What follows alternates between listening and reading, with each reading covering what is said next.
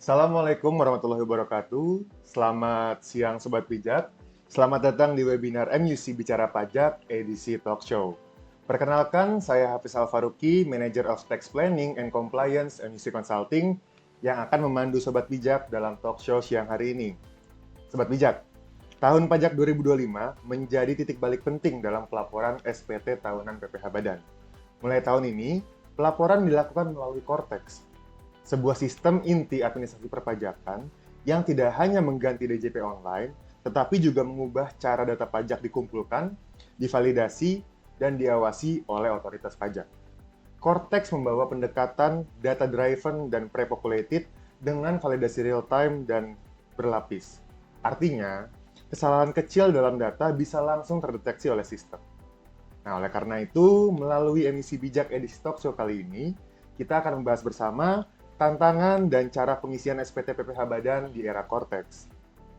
Nah, Sobat Bijak, hari ini saya akan berdiskusi atau mungkin ngobrol ya dengan rekan saya, Mas Rizko Genio Septianto. Beliau merupakan Manager of Tax Planning and Compliance MUC Consulting. Mas Rizko memiliki pengalaman luas dalam kepatuhan pajak korporasi, mulai dari pengisian dan review SPT PPh Badan, rekonsiliasi fiskal, hingga tax advisory dan pemeriksaan pajak. Nah, sejak bergabung dengan MUC Consulting pada tahun 2014, Mas Rizko aktif sebagai pembicara dalam seminar dan pelatihan perpajakan. Mas Rizko merupakan lulusan S2 Ilmu Administrasi dan Kebijakan Pajak Fakultas Ilmu Administrasi Universitas Indonesia dan telah memiliki sertifikasi OSKPC. Selamat siang Mas Rizko, apa kabar? Selamat siang Mas Hafiz. Sudah siap ya berbagi dengan Sobat Bijak di Ya, siang hari ini ya? insya Allah siap Mas Ya, Hafiz. jadi terima kasih ya Mas Rizko sudah bergabung di emisi Bijak hari ini. Nah, Sobat Bijak, tanpa kita berlama-lama lagi ya, kita akan langsung mulai ke sesi diskusi. Nah, Mas Rizko, yang saya dengarkan untuk pelaporan SPT PPh Badan tahun ini ya, itu kan sudah melalui Cortex nih Mas Rizko. Yang dulunya kita lapor melalui DJP online, tapi sekarang itu dilakukan melalui Cortex. Nah, kira-kira apa saja sih Mas Rizko perbedaan antara pelaporan di DJP online dan juga di Cortex? Ya, baik. Mungkin betul ya Mas Hafiz ya. Jadi menyambung yang tadi Mas Hafiz sampaikan, memang tahun pajak 2025 ini bisa dibilang menjadi tahun yang penting ya Mas Hafiz ya bagi wajib pajak di Indonesia. Tak terkecuali bagi wajib pajak badan ya Mas Hafiz ya, karena yang kita tahu bahwa sebelumnya sistem pelaporan menggunakan sistem DJP online, yang mana e-form ya kita menyebutnya, dan saat ini nanti akan menggunakan sistem Cortex seperti itu. Nah, ini ya. Jadi memang tadi Mas Hafiz juga sempat sampaikan bahwa Cortex ini merupakan bagian dari reformasi administrasi perpajakan di Indonesia nih Mas Hafiz, karena kedepannya semua data akan sifatnya terintegrasi ya, Mas Hafiz ya, antara data yang ada di DJP, data yang ada di wajib pajak lainnya itu akan saling terhubung, sehingga hal ini juga akan mengubah proses kerja ya dari wajib pajak dalam pengisian SPT PPh Badan. Dan juga ya tentu wajib pajak dituntut untuk konsisten ya Mas Hafiz dalam proses pengisian data agar semua informasi yang disampaikan itu sesuai dengan transaksi yang wajib pajak lakukan. Seperti itu. Oke, di sini ada perubahan, mungkin ya perubahan alur kerja dari wajib pajak dan mungkin bisa dielaborasi lebih lanjut, kira-kira perbedaannya seperti apa? Ya, mungkin nanti kita akan bahas di mungkin next session ya, maksudnya di slide berikutnya. Tapi kurang lebih kalau Mas Hafiz ingat nih, kalau dan sobat bijak sekalian ya, yang sebelumnya proses pengisian SPT PPh Badan menggunakan e-form itu dari halaman terakhir ya Mas Hafiz ya, dari belakang dari gitu lampiran ya, belakang kurang ya. lebih. Nah, kalau Cortex ini dari depan. Nanti kita akan bahas lebih lanjut nih di berikutnya, apa saja sih yang perlu menjadi perhatian nih dari sobat bijak sekalian dalam proses pengisian SPT PPh Badan. Oke, baik. Lalu Mas Rizko, kira-kira nih apa sih perbedaan mendasar dari SPT Badan di e-form dengan Cortex, Mas Rizko? Baik. Nah, ini Mas Hafiz ya. Jadi secara fundamental seperti yang tadi Mas Hafiz juga sudah sampaikan nih, memang ketika sebelum Cortex itu basisnya adalah form base ya. Jadi wajib pajak badan itu harus mendownload e-form dulu nih. Ketika mereka ingin mengisi SPT PPh Badan, dan pengisiannya pun dilakukan secara manual ya, terlepas dari ada proses impor di sana, tapi basis datanya adalah semua dari wajib pajak. Belum terkoneksi berarti Betul. ya. Nah, sementara ketika Cortex nanti akan ada istilah data driven dan pre-populated ya. Oke. Jadi sebagian data memang belum semua nih Mas Hafiz ya. Jadi Oke. baru sebagian itu sudah terintegrasi. Artinya ada beberapa data yang langsung otomatis terinput. Oh, contohnya kira-kira. Contoh misalkan dalam hal ini kredit pajak, Kredit- pasal oke. 23. Jadi misalkan Mas Hafiz nih dipotong oleh pihak ketiga gitu ya. Nah, nanti akan langsung muncul gitu di SPT Mas Hafiz. Kalau sebelumnya kan kita harus rekapitulasi dulu nih Iya. Bukti potong dari Yang kita elemen terima transaksi gitu ya, yang kita yang kita terima, terima. kita rekap gitu ya. Iya. Nah, terus kita impor atau kita input manual. Nah, nanti ketika Oke. Cortex, ketika kita posting, nah itu akan muncul di lampiran kredit pajak PPh Badan yang Oh. Mas Hafiz buat. Berarti pre-populatednya itu sama seperti faktur pajak masukan Betul, di kurang PPN lebih ya? kurang lebih sama. Oke, seperti baik, itu. baik, baik. Gitu. Dan juga tadi ya sudah sempat kita bahas juga bahwa ada proses validasi di sana ketika Cortex langsung real time ketika kita mengisi, sementara sebelumnya di IPOM Oh. hanya ketika kita submit nih Iya, baru ketika kita ketahuan lapor, nih baru- betul ya, ada betul, misalkan betul, NIK-nya ternyata nggak valid gitu ya. Oh, oke. Nanti ketika Cortex akan lebih tervalidasi secara real time. Berarti ketika kita input informasi yang salah langsung ketahuan kalau itu salah ya? Iya, walaupun Oh. memang belum semuanya ya, Ya, tapi iya, baik, arahnya akan ke sana seperti itu. Oke. Lalu Mas Rizko, kira-kira dari sisi administratifnya nih, tadi kan dari fundamental atau dasarnya gitu ya. Tapi kalau dari sisi administratif, perbedaannya apa aja Mas Rizko? Oke, baik. Mungkin pertama dari sisi bentuk formulirnya nih, Mas Hafiz, Oke. atau lampirannya. Kalau sebelumnya kita tahu bahwa ada beberapa formulir ataupun lampiran yang wajib pajak harus siapkan sendiri Di luar di IPOM luar ya, berarti ya? IPOM. Oke. Ya, misalkan daftar entertain ya, biaya entertain atau biaya promosi.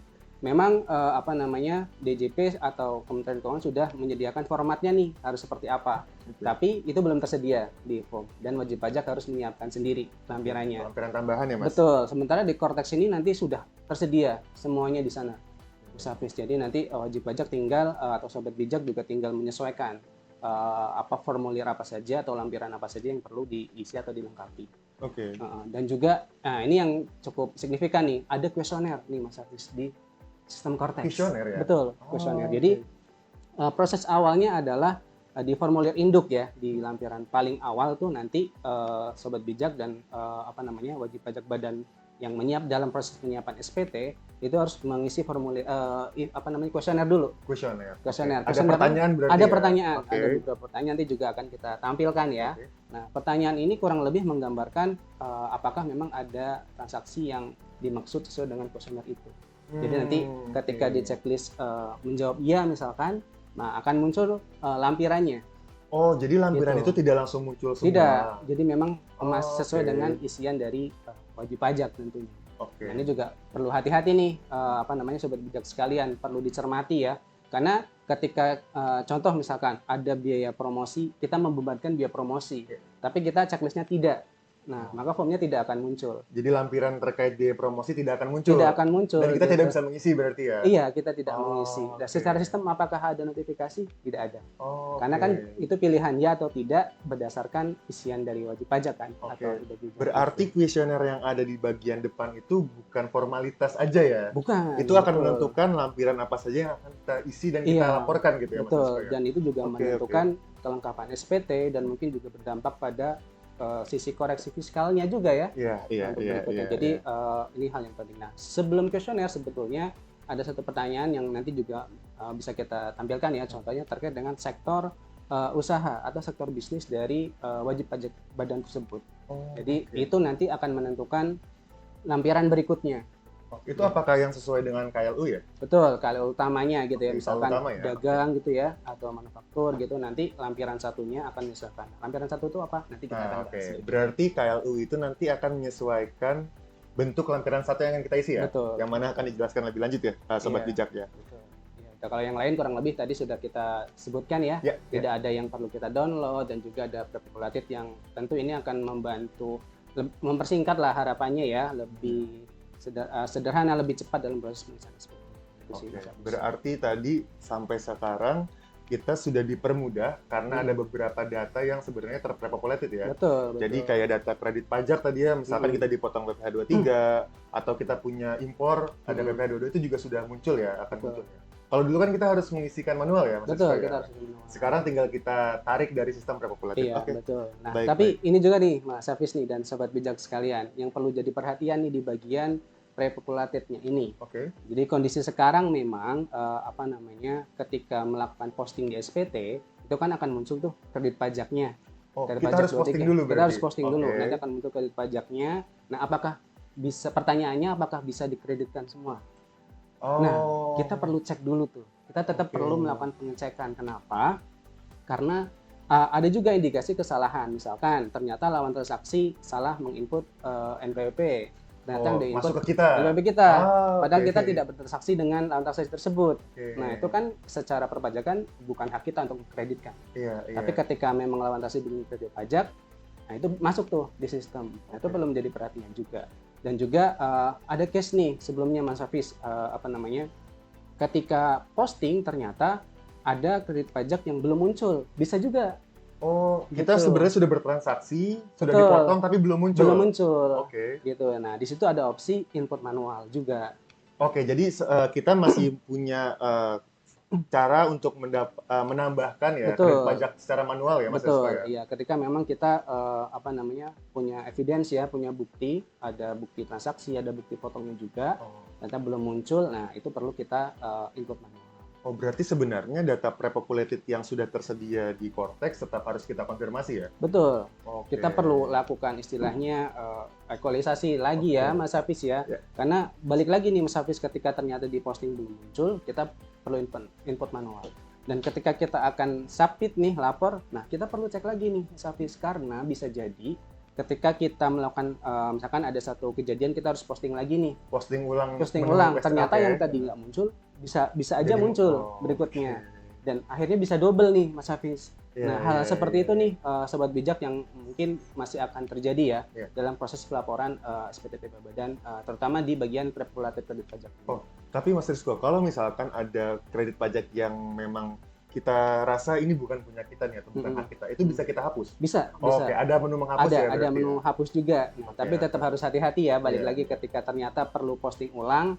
Nah, dipastikan nih apakah yang tadi dihapus muncul lagi atau tidak. Oh, karena kalau muncul lagi Gitu. kita harus hapus lagi Betul, ya? gitu. Oke. Jadi benar-benar Baik, baik. diperlukan ya mungkin kertas kerja gitu ya Mas Iya. Hafiz ya, supaya memastikan bahwa yang kita input, yang kita isi dan nantinya kita lapor itu sudah sesuai. Oke, berarti untuk sobat bijak yang punya prepaid tax mungkin ratusan, ribuan atau puluhan ya. ribu, Iya. ini ada step tambahan ya yang harus Betul, kita tetap. siapkan ya. Jadi memang itu tadi ya, mungkin secara sistem mungkin memudahkan. Ya. Tapi memang ada satu risiko yang akhirnya ya secara nggak langsung dipindahkan gitu ya ke Oke. wajib pajak, Iya, yang mana iya. wajib pajak harus benar-benar memastikan gitu bahwa kredit pajak yang masuk ke sistem prepopulated ini sudah sesuai. Oke, karena akhirnya wajib pajak harus membuktikan ya Betul, bahwa memang betul. kredit pajak yang dia klaim itu sudah sesuai ya. Iya, betul. Oke, baik Mas Sisto. Nah, Hmm. berarti kira-kira nih, kalau yang saya tangkap, berarti bentuk SPT badan, lampiran-lampirannya di Cortex itu berbeda ya?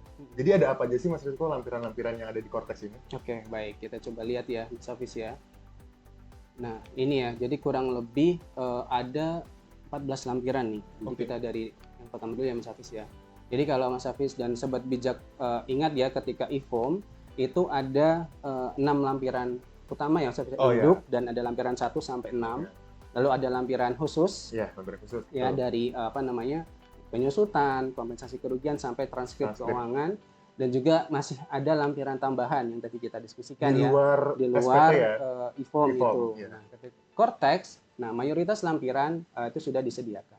Nah, Hmm. disediakan tapi juga ada perubahan nih, Mas Hafiz. Nah, kita lihat dari pertama nih. Jadi di lampiran induk ini ada 2 halaman. Oke. Lampiran induk 1 dan 2 Oh. nanti akan kita tampilkan. Nah, di sini nanti yang kita mulai mengisi kuesioner tadi ya. Kuesionernya berarti ada di lampiran induk Betul, ya? ada Oh, lampiran oke. induk yang nanti akan menentukan munculnya lampiran-lampiran yang terkait nominatif, entertain tadi ya, Mas Hafiz ya. Gitu. Lalu di lampiran induk ini juga kita mengisi terkait dengan klasifikasi sektor usaha atau bisnis dari wajib pajak badan ini. Nanti ini akan menentukan bentuk lampiran 1 nih. Lampiran 1 laporan keuangan konsolidasi. Oh, Jadi yang tadi ya, yang sesuai KLU tadi ya. betul. Iya, Kalau oke. sebelumnya kan lampiran satu itu lebih ke arah ada gross income, lalu ada summary koreksi positif, Ya, negatif gitu ya. ya. Nah, ini nanti akan lebih rinci lagi. Nanti kita akan lihat Oh, bentuk oke. lebih detailnya seperti apa ya, Mas Hafiz ya, untuk Baik, lampiran baik, satu baik, ini. baik, baik. Lalu di lampiran kedua kurang lebih ini terkait dengan daftar pemegang saham. Kalau sebelumnya kan ada di lampiran 5 ya. Ya, Lampiran 5 ini diubah jadi lampiran 2. Lampiran 3 ini yang terkait dengan kredit pajak, termasuk kredit pajak luar negeri. oke. Kalau sebelumnya kan terkait dengan 22 gitu ya, 22, 23 gitu ya masuk sini. Bahkan penghasilan luar negeri ada lampirannya sendiri Ada tuh. lampiran khusus ya? Betul. Nah, ini masuk ke lampiran 3. Oh, lampiran sama. Ada Baik, tambahan. baik. Nah, untuk lampiran 4 terkait dengan objek PPh final dan bukan objek pajak masih sama ya dengan yang sebelumnya. Lalu ada lampiran 5 ini untuk wajib pajak yang memiliki peredaran bruto tertentu gitu ya. Oh, Terkait dengan informasi alamat dan omsetnya gitu ya. Lalu ada lampiran 6. Nah, kalau sebelumnya perhitungan angsuran 25 itu ada di induk halaman 2. ya, dilanjutan ya, di Betul, di lanjutan ya. lanjutan. Nah, ini ada lampiran sendiri nih Mas Hafiz di lampiran 6. Dan lampiran 7 terkait dengan kompensasi kerugian, lampiran 8 itu fasilitas pengurangan tarif PP, dan lampiran 9 terkait dengan penyusutan dan amortisasi. Oke. Nah, Sudah sampai masih ada 14 nih ya. Mas Hafiz Iya, ya. iya.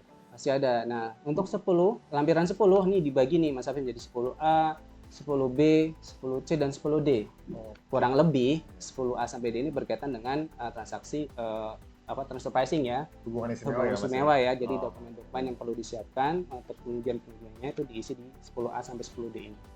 Lalu 11A. Nah, ini 11A nih yang juga termasuk tambahan ya, jadi nominatif, yang mana di dalamnya terdiri dari nominatif entertain, biaya entertain, promosi, termasuk natura. Wah, Natura ya, Mas. Ya? Natura Ini nanti menarik kita nih bahas diskusikan ya, karena ternyata lampiran terkait dengan biaya natura itu jadi satu dengan biaya promosi gitu. Nah, Satu lampiran ya? satu tabel malah, satu Oh, tabel satu gitu tabel ya. bahkan. Oke, Jadi oke. bahasanya adalah biaya promosi dan biaya terkait dengan natura dan kenikmatan.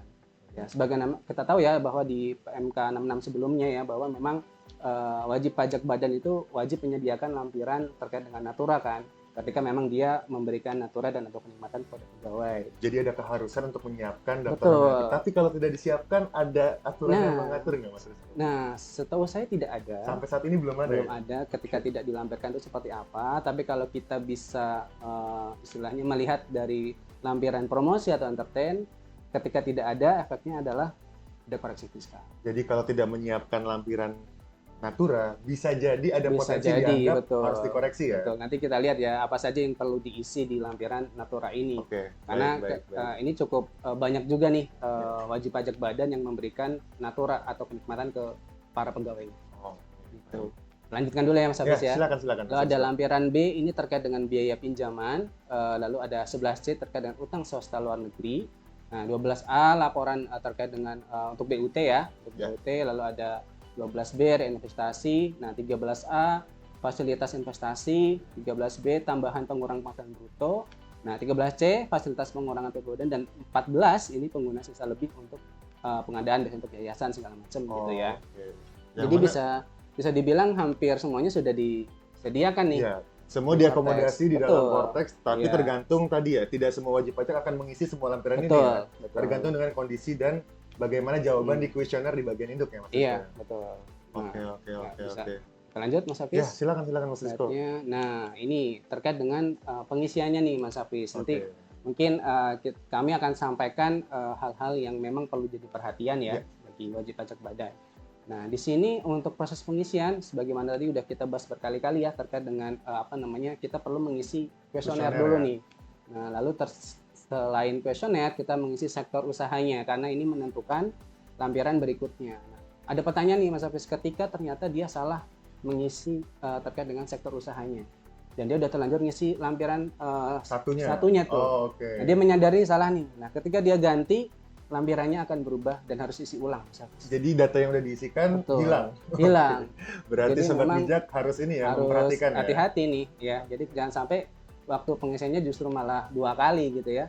Oke. Gitu. Jadi dia akan hilang, akan berganti ke format yang seharusnya gitu, dan ya harus diisi ulang. Nanti kita akan lihat bentuk lampiran seperti apa. Dan juga lampiran ini akan terbuka sesuai dengan pilihan yang dipilih. Jadi ya kuesioner ya. Jadi ketika kita memang membebankan biaya entertain. Nah, itu akan muncul lampiran 11A dan seterusnya. Oke, berarti di poin induk ini yang benar-benar sobat bijak harus perhatikan adalah tadi yang pertama mengisi bagian sektor usaha sesuai dengan klasifikasinya. Betul. Dan itu kayak lu utama ya Mas Rizko ya. Kalau misalkan dia punya Iya, beberapa kegiatan tapi yang betul. diisikan utama ya. Iya, yang utama. Dan yang kedua mengisikan kuesioner sesuai dengan kondisi yang sebenarnya. Iya. Karena tadi ini akan membuka lampiran apa saja yang harus diisi. Jangan sampai ada lampiran yang terbuka tetapi sebenarnya kita tidak perlu isikan ya, sobat bijak. Oke, baik. Selanjutnya kita bergerak ke lampiran 1 ya Mas Rizko ya. Ini tadi Mas Rizko udah sempat masih Nah, bagian induk ya dulu berarti ya. nih. Oh, oke. Oh, ini ya bentuk kuesionernya tuh ada. Iya, betul. Jadi Oke. ada beberapa pertanyaan nih, sobat bijak sekalian. Jadi yang pertama tadi sektor usahanya nih, yang bagian awal nih, nanti yang akan menentukan lampiran 1. Pertanyaan nomor 1 ya. Betul, apakah dia dagang, manufaktur, dan seterusnya gitu ya, itu dibagi-bagi tuh terkait dengan sektor usahanya. Nah, lalu dilanjutkan dengan pertanyaan-pertanyaan yang memang perlu diisi sesuai dengan kondisi yang dialami oleh wajib pajak. Oh, misalnya nomor 2, apakah wajib pajak menerima memperoleh penghasilan final, itu kalau kita klik ya akan muncul lampiran Betul, 4 tadi ya? Terkait dengan oke. formulir penghasilan final Penghasilan dan final. objek. Gitu. Oke, Ya, oke, jadi oke. ini Mas Hafiz yang maksud saya tadi, ketika ternyata kita mengisinya tidak nih, Iya. sebenarnya harusnya iya. Iya. Nah, sistem kan hanya mengikuti isian berdasarkan yang kita klik kan. Iya.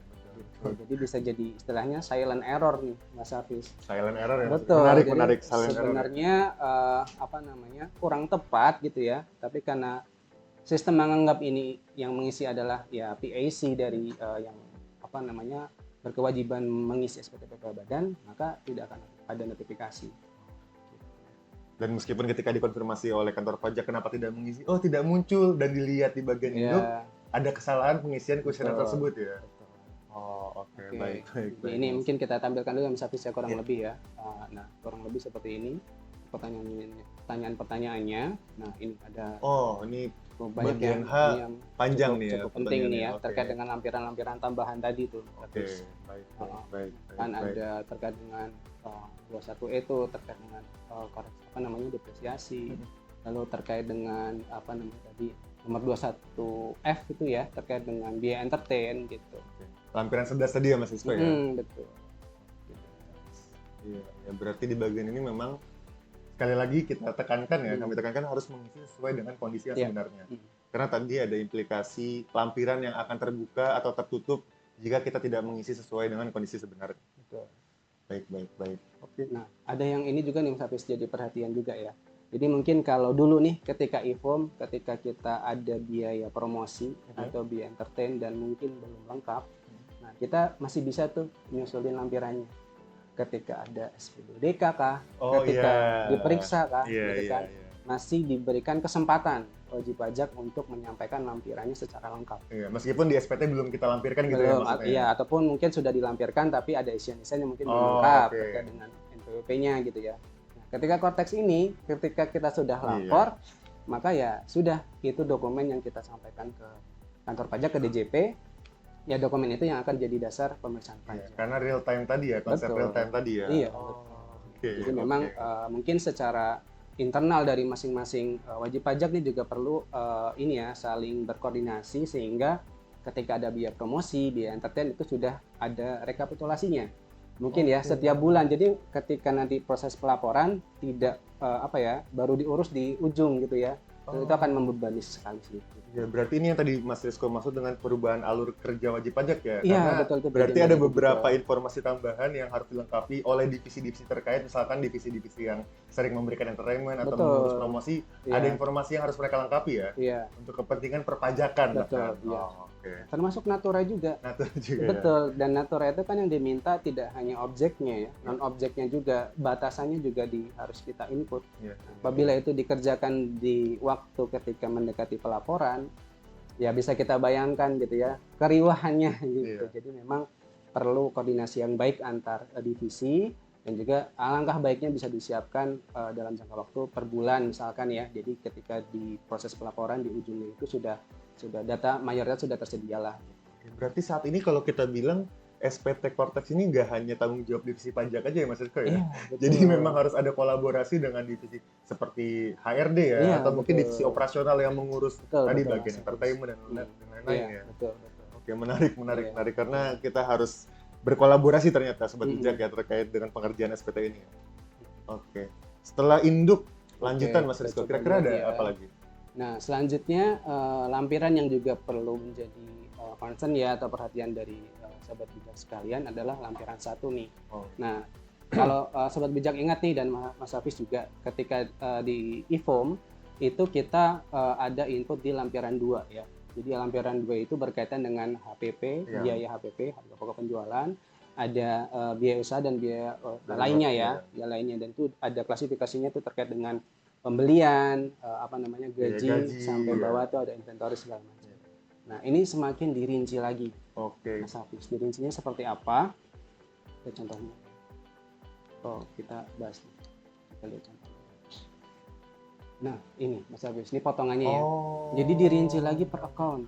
Kalau sebelumnya itu hanya Hanya biaya aja ya, Mas? biaya secara total. Nah, nanti di Cortex sobat bijak harus menyesuaikan lagi nih. Kan ada chart of account laporan keuangan. Betul, yang dipakai sama Nah, perusahaan ya, itu accounting harus ya. di mapping lagi sesuai dengan chart of account yang ada di Cortex. Berarti bisa jadi ada chart of account yang kita punya di laporan keuangan kita, itu yang tidak ada di sini ya? Bisa jadi. Oh, dan itu harus di mapping ulang? Harus di mapping ulang. Oke. Betul. Karena ini nanti akan semakin memperjelas dan mungkin memudahkan juga ya dari sisi pengawasan. Oke. Karena di sini akan langsung detail nih terkait misalkan ada laba gitu ya, ada penjualan misalkan, atau nanti ada biaya terkait dengan gaji.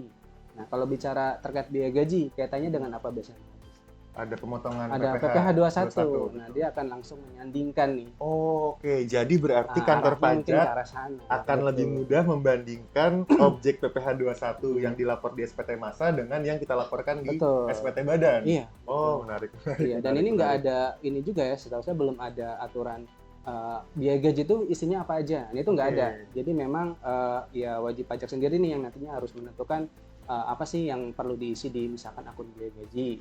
Ada juga misalkan biaya sewa atau jasa, itu berkaitan kan langsung dengan withholding tax 23 misalkan gitu. Nah, di sini nanti langsung juga ditetapkan ketika terkait dengan penghasilan misalkan apakah dia objek pajak atau bukan. Oke. Objek final atau bukan. Nah, ada koreksi atau tidak nih langsung di form. Dan Mas Hafiz di form ini, di lampiran ini inputnya satu-satu Mas Hafiz. Masih manual nih Mas Hafiz. Berarti nggak ada semacam Belum format ada impor ya, Mas ya? format impornya gitu. Jadi memang Oke. harus ya hati-hati juga nih proses mengisi di bagian lampiran satu. Misalkan Mas, berarti katakanlah biaya gaji. Di laporan keuangan kita, biaya gaji itu isinya ada biaya gaji pokok, ada tunjangan pendidikan misalkan, lalu ada tunjangan jabatan dan lain-lain. Itu nanti akan kita gabungkan, ini kita pindahkan ke mappingan sesuai dengan Iya. laporan keuangan ini. Betul. Berarti kita harus punya mappingan untuk SPT Badan gitu ya Mas ya? Betul. Kalau sebelumnya kan kita tinggal dari laporan keuangan nih, Ya. kita mapping ke kertas kerja untuk proses pelaporan SPT PPh Badan gitu ya. Nah, mungkin ada tugas tambahan nih untuk nanti di Oke. mapping lagi ke akun-akun sesuai dengan lampiran satu ini. Dan di sini ada kolom penyesuaian fiskal. Mm-mm. Berarti ketika ada koreksi di kode akun, misalkan kode akun pembelian ada koreksi, langsung kelihatan tuh berapa Betul. koreksinya. Betul. Oh, berarti ini sangat memudahkan ya bagi kantor pajak untuk bisa Iya. mengkonfirmasi kebenaran perhitungan Iya, dari PPh betul. Badan Wajib Pajak. Kan memang Oh, ya dari sisi wajib pajak juga penting tadi ya menyiapkan kertas kerja, atau bahkan ada juga beberapa wajib pajak yang sudah bagus ya menyiapkan ekualisasi tiap bulan Oke. gitu, sehingga ketika ada SPDODK ataupun misalkan ada pemeriksaan ya sudah siap datanya. Oke.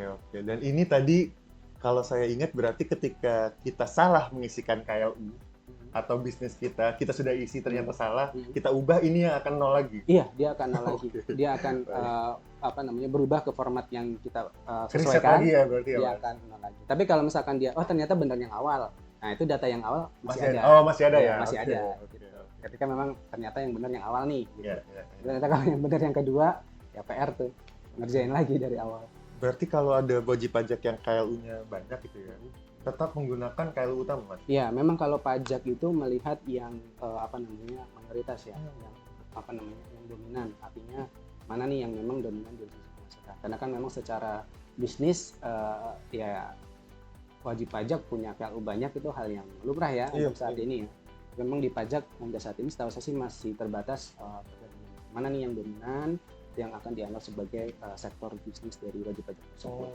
Makanya tadi ketika ada mapping yang kita buat itu akan membantu untuk menerjemahkan laporan keuangan versi komersial kita atau ya accounting kita ke SPT badan gitu ya Mas. Oke, baik. Menarik sekali ya, ini lampiran 1 nih. Sepertinya challenging ya untuk wajib pajak. Nah ini contoh-contoh lainnya nih Mas Hafiz terkait dengan apa namanya ini tadi contohnya coba kita ini ya contoh di awalnya, lalu ini lanjutannya nih Mas Hafiz terkait dengan beban ya. Oh, ini bagian beban usaha. Betul, ada royalti, ada entertain juga tuh sudah disebutkan di situ ya. Ada transportasi, di atas ada gaji gitu ya.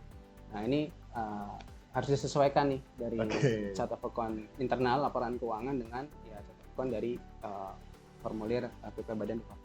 Oke, berarti ketika ada biaya yang nggak masuk ke dalam klasifikasi di sini bisa kita lempar ke lainnya. Iya.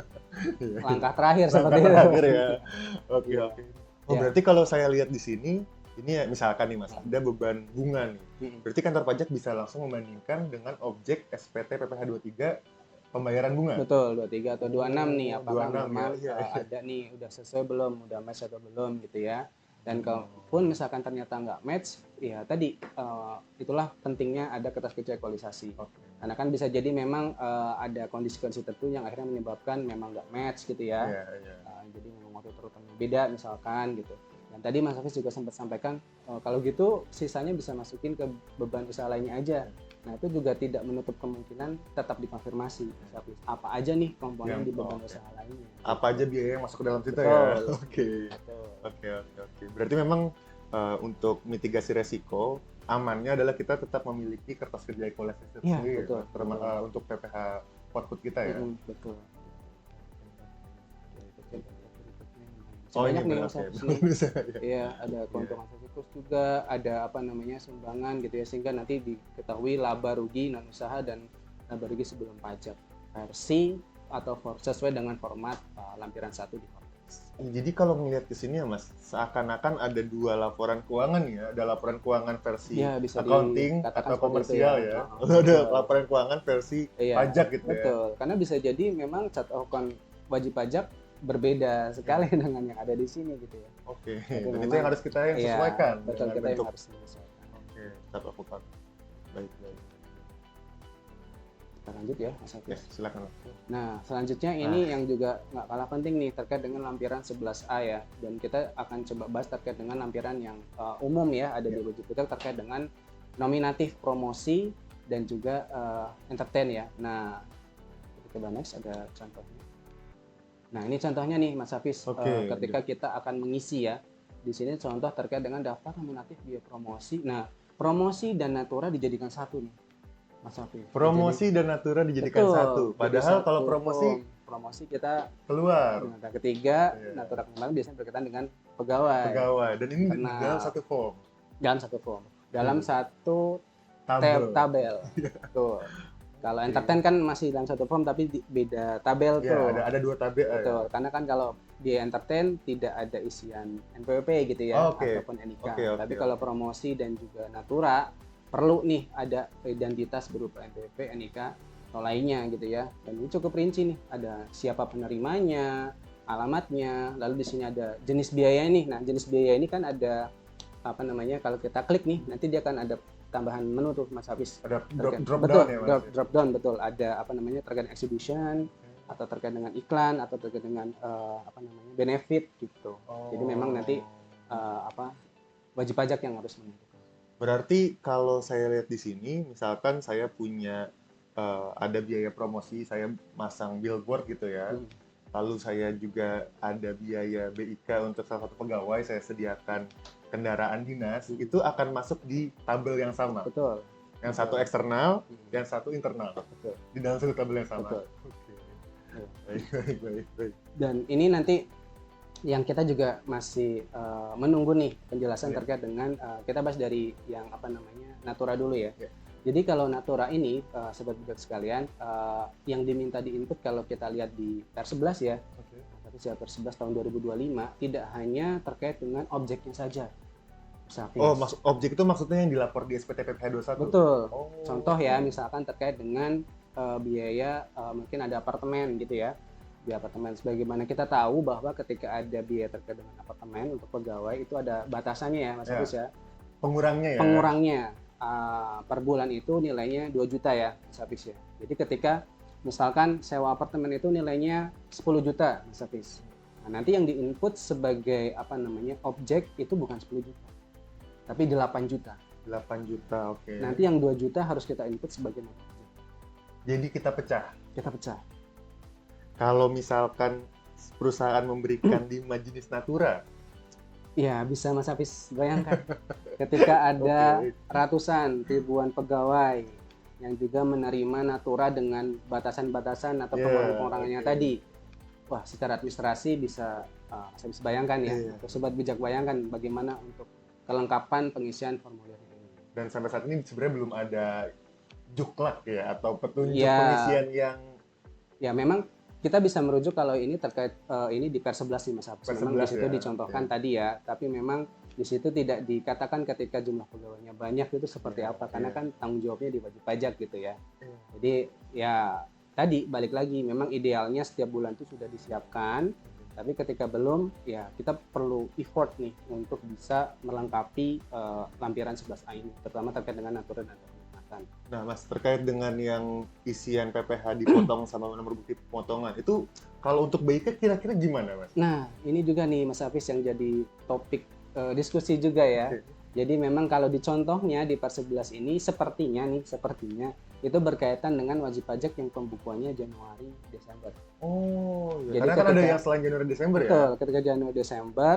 Nah, sebenarnya juga tidak dijelaskan sih PPh ini apakah PPh hanya untuk naturalnya saja, karena kalau kita bicara terkait dengan promosi nih, maka PPh-nya hanya berkaitan dengan biaya promosi itu kan. Betul, betul. Misalkan kita ada iklan 10 juta, maka kena 23 misalkan Ya. 2%, maka biayanya 10 juta, PPh-nya 2% dari 10 juta. Itu dan ada bukti potongnya. Ya, betul. Dan kita masukkan nomor bukti potongnya ya? Betul. Sementara Oke. kalau 21 yang kita bicara Januari Desember dulu nih, itu kan bukti potong A1-nya itu untuk semua penghasilan, tidak hanya natura. Ya, seluruh penghasilan Pajaknya ya? itu atas semua penghasilan yang diterima oleh pegawai. Oke. Jadi nggak inline nih, kita masukin nilai natura misalkan tadi objeknya 8 juta, Iya. non objeknya atau yang 8 juta lah. Terus ternyata 21-nya nilainya sekian juta, 2 juta katakanlah. Tapi itu kan 2 juta bukan dari nilai si 8 juta kan, Iya. tapi dari nilai gaji, dari nilai tunjangan, Keseluruhan penghasilan keseluruhan. ya? Oke. Betul. Jadi sepertinya jadi tidak inline nih, tapi di per 11 tetap diminta isian PPh dan ada nomor bukti potongnya juga misalnya. Oh iya. Nomor bukti potongnya Berarti juga. kalau tadi ya karyawan A menerima 3 BIK gitu ya, misalkan ada kendaraan dinas, ada rumah dinas, sama satu lagi misalkan dia di olahraga, misalkan. olahraga mewah misalkan. Olahraga. Itu berarti akan ada 3 entry untuk karyawan A dengan Iya. nomor bukti potong yang sama, pajak yang sama. Nah, itu dia. Itu yang belum. Nah, itu belum ada Oke. nih. Gimana nih Iya. yang harus kita isi seperti apa? Oke, karena di per 11 itu seakan-akan diminta seperti itu ya. Iya, jadi seakan-akan ketika ada objek dan memang dia ada bukti potong ya udah diinput. Jadi jadinya seolah-olah atas 3 objek natura tadi ada 3 bukti potong yang sama ya, Iya, seolah-olah. Iya. Tuh. Terus bicara ini mungkin Mas Hafiz efeknya apa? Iya. Kalau nggak disiapin, Kalau tidak disiapkan gitu ya. Nah, balik lagi ke yang tadi sama tuh terkait dengan promosi. Artinya apakah ada potensi dikoreksi fiskal bebannya? Mungkin Iya. saja. ya padahal di pasal 9 natura kenikmatan sudah dihapus ya Sudah dihapus. dari biaya yang tidak boleh dibebankan kan. Betul. Ya? Jadi di pasal 6 disebutkan bahwa sebenarnya natura adalah bagian dari biaya 3M. Oke. Tapi ternyata 3M itu masih Harus didukung dengan dibuktikan lagi. administratif Betul. ya. Dan ketika administratifnya mungkin karena satu dan lain hal atau kesusahan data itu tidak bisa di-provide, takutnya ada potensi resiko untuk melakukan Betul, koreksi gitu ya. betul. Iya. Jadi memang yang bisa dilakukan wajib pajak ya udah direkap saja tadi non objek dan objek, dan bagian objek dilengkapi dengan nomor bukti Dipotong ya. A1 berarti ya. Betul, A1. Pertanyaannya Mas Hafiz, ketika dia pembukuannya April Maret, Oke. Ketika dia pembukuannya selain Januari Desember. Desember ya. Gimana tuh Mas Hafiz? Oke, April Maret berarti kan maksimal lapor April Mei Juni Juli ya. Iya. Di Juli ini kan bukti potong untuk tahun itu belum ada kan? Belum ada. Yang ada Desember terakhir Ada kan? Desember. Oh. Dan Desember pun itu atas biaya atau atas gaji Januari Desember. Tahun sebelumnya. Sementara pembukuannya April Maret. Iya. Nah, itu juga belum ada. Belum Gimana ada. nih proses pengisiannya gitu ya? Apakah tetap menggunakan bukti potong terakhir, Iya. bukti potong di Desember? Artinya ketika ada pegawai yang memang baru masuk di bulan Maret, misalkan Iya. Oh, di akhir iya. tahun buku, ya kan tentu belum ada Belum bukti punya potong A1 tuh. ya. Itu apa Apakah- yang harus masukkan ya? Apakah di strip aja karena belum ada? Nah, itu belum ada informasinya. Jadi sebenarnya kita masih butuh pencerahan ya Mas Iya, Rizko, ya, betul, dari betul. Bapak Ibu di DJP. Betul. Oke, baik. Itu yang bisa jadi perhatian ya, karena efeknya khawatirnya memang di koreksi fiskal itu tadi ya, karena sudah sudah dipotong 21, artinya wajib pajak sudah berusaha comply. Ya. Jangan sampai karena hal yang ya administratif seperti ini akhirnya biayanya ternyata dikoreksi gitu kan. Itu kan sayang sekali gitu. Iya, betul. Secara aturan sudah diperbolehkan untuk jadi biaya, Hmm. kita sudah taat untuk memotong pajaknya, berarti tidak ada negara loss pemasukan Iya, pajak di sini ya. karena Tapi di badan itu karena administratifnya nggak lolos, iya. kita harus dikoreksi lagi, jadinya Betul. double ya Double, pemajakan. karena badan. Oke, baik. Oke, kita lanjut yang satu ya. Nah, ini yang Oh, entertain ini ya. entertainment ya. Entertain Oh. ya. Kurang lebih ya sama ya dengan form sebelumnya. Iya, Tapi memang bedanya di sini tidak ada tadi informasi NIK. NIK ya. Jadi masih BP hanya ya. nama jabatan ya. Betul. Oke. Dan ini paling concernnya adalah ya coba wajib pajak dilengkapi selengkap-lengkapnya, karena memang ya potensi menyusul ini agak semakin Sudah nggak bisa ya. Ini ya semakin menipis ya, karena formnya sudah disediakan di Cortex. Artinya tidak ada form tambahan terkait dengan daftar. Ini ketika ada daftar piutang yang nyatanya tidak dapat ditagih juga Oh, sudah iya. disediakan ya formulirnya. Jika sudah memenuhi syarat, sudah tadi iklankan atau masuk ke pengadilan gitu ya. Nah, ini formnya sudah. Kalau sebelumnya kan menyiapkan sendiri ya, Iya. Safis ya. Dan ini juga sama ini terkait dengan bank ya biasanya ya untuk debitur non. Coming loan. Nah, ini kita harus isi satu-satu, Mas? Atau Nah. ada cara yang bisa kita gunakan nih agar nggak mengklik satu-satu nih? Ya, kalau ini harusnya bisa via impor ya. Oh, oke. Ada Harus format impor ya? Format impor ya harusnya. Oke. Karena kalau satu-satu ya bayangkan aja entertain. Ada wajib pajak yang entertainnya bisa ribuan setahun, ribuan kali, karena memang dia Nature perlu bisnisnya ya? betul engage dengan customernya Iya, gitu ya. iya. Perlu memberikan jamuan-jamuan supaya bisnisnya tetap berlangsung. Nah, bisa dibayangkan waktu yang dibutuhkan gitu ya ketika harus untuk Ya, saya takutnya nanti bagian pajak tuh lembur untuk ngisi dafno, Mas, kalau Betul. nggak ada format impor nih. Iya. Nah, mungkin balik lagi sedikit nih Mas Hafiz ke bagian yang tadi nominatif dan juga promosi ya. Nah, terkait dengan nomor identitas Mas Oke, Hafiz. nomor Karena ini identitas. diminta NIK NPWP ya. Sebagaimana kita tahu bahwa Cortex kan terintegrasi nih. Nah, tapi memang kondisi saat ini nih Mas Hafiz dan sobat bijak sekalian memang belum saklek, artinya ketika nggak ada NIK-nya teman-teman masih bisa tuh diisi 000 Oh, gitu secara angka sistem ya. Oke, 0000 masih bisa Betul. diisi. Secara sistem masih bisa gitu. Tapi apakah ketika diteliti, diuji, dianggap lengkap? Itu yang kita belum tahu ya Bisa berarti. jadi. Tapi kita bisa masukkan 000. Masih bisa sampai saat ini ya. oke. Tapi ke depan ya kita nggak tahu, bisa jadi harus valid juga gitu, karena Oke. untuk memastikan bahwa ketika ada misalkan promosi nih, bahwa memang ada pemotongan pajak ya, dan pihak yang memberikan jasa promosi tadi juga melaporkan penghasilannya, Oh. bisa jadi. Tapi kondisi saat ini memang belum terintegrasi sejauh itu. Oke, Nah, oke. tapi walaupun bisa diisi 00, tetap ada potensi ya, karena dianggap ya tidak lengkap, Iya. karena memang harus diisi. Data yang kita masukkan nggak lengkap Secara ya? lengkap, betul. Oke, baik. Oke, kita coba lanjutkan. Mungkin dari lampiran-lampiran itu. Nah, terakhir ada isu nih, Mas Hafiz. Oke. Isu-isu yang coba diringkas ya untuk bisa jadi perhatian nih dari masing-masing wajib pajak ya. Ya, ini seperti tantangan kayaknya Mas Rizko ya. Betul. Tantangan yang akan Isu dan dihadapi ya. tantangan yang akan dihadapi. Yang pertama sangat jelas koneksi internet nih Mas Hafiz ya. Karena pengisiannya sudah tidak lagi download form Form, ya. gitu ya. Kita bisa isi di laptop atau komputer masing-masing, tapi isinya langsung di halaman webbase-nya, webbase dari Cortex. Jadi harus buka websitenya Cortex. Buka websitenya Cortex, Ya, yang langsung mana diisi. kita tahu kadang kalau mendekati pelaporan Nah, Ya, seperti kita itu, bisa Pak tahu. Sobat Ya, Bijak. jadi sebenarnya ada dua nih, internet secara internal Ya. dan juga kita mengantisipasi apa namanya ya, down gitu ya dari Iya, iya. apa namanya networking dari DJP karena banyaknya Oke. yang mengakses gitu. Iya. Nah, jadi memang ketika proses mengisi pun perlu menjadi perhatian terkait dengan kita harus save nih, pastikan kita Oh, ada harus menu save. save ya, Mas? Ada, Oke. walaupun memang secara sistem itu auto save juga sih, tapi Oke. kita tetap bisa save. Artinya khawatir ketika sudah ngisi ternyata ada error ya, Iya. hilang harus isi lagi, ya, waktunya ya compliance cost-nya akan sangat tinggi. Oh, jadi mungkin Betul. untuk memitigasi resikonya berkala kita save. Iya, betul. Misalkan Kalau setengah kita jam sekali kita Iya, atau save. berapa menit lah gitu. menit Kita isi ya, sekali kita kita main aman ya. Berapa Iya, jam iya. takutnya kita kelupaan. Iya, kita asik, Iya. terlalu asik ngisi, Iya. tiba-tiba websitenya kita ke log out, Iya, pas kita betul. masuk lagi. Iya. Atau sebenarnya kita juga bisa bayangkan ketika kita mengetik file di Word ya, Microsoft Word ya, Mas Hafiz ya, ketika ternyata kita lupa save dan ternyata hang. Nah, Iya. kita bisa bayangkan rasanya ya, kita harus mengetik ulang dari Iya. awalnya. Sama di sistem kontaknya juga. Ya, kita perlu istilahnya antisipasi lah, mitigasi dengan yang melakukan auto save kita. Iya, apalagi tadi lampiran 1 manual ya, Mas Rizky. Iya, Ya, betul, itu mungkin betul. yang harus Sobat Bijak cermati dan waspadai ya. Betul. Oke, berarti masalah internet ini Betul, yang jadi koneksi basic internet. yang harus kita Harus siapkan ya. disiapkan ya. Oke. Dan juga yang berikutnya terkait dengan proses pengisian. Nah, karena memang langsung ngisinya di webdesk-nya Cortex, nah, kita juga tahu ya bahwa wajib pajak itu bisa menunjuk beberapa orang untuk menjadi drafter kan. Oh, oke, Nah, itu seperti SPT Masa ya? Iya, jadi perlu memang kontrol ya, karena khawatir ada beberapa orang yang login, tidak tahu nih ada yang ngisi, ada yang ngubah gitu ya. Jadi memang harus dipastikan person in charge-nya itu ya berkomunikasi lah, siapa Oke. nih yang akan ngisi duluan segala macam. Iya, Karena iya. khawatir ketika login dua-duanya tidak saling tahu nih apa yang sedang diisi atau apa yang harus dihapus, sehingga datanya jadi tidak sesuai dengan apa yang seharusnya.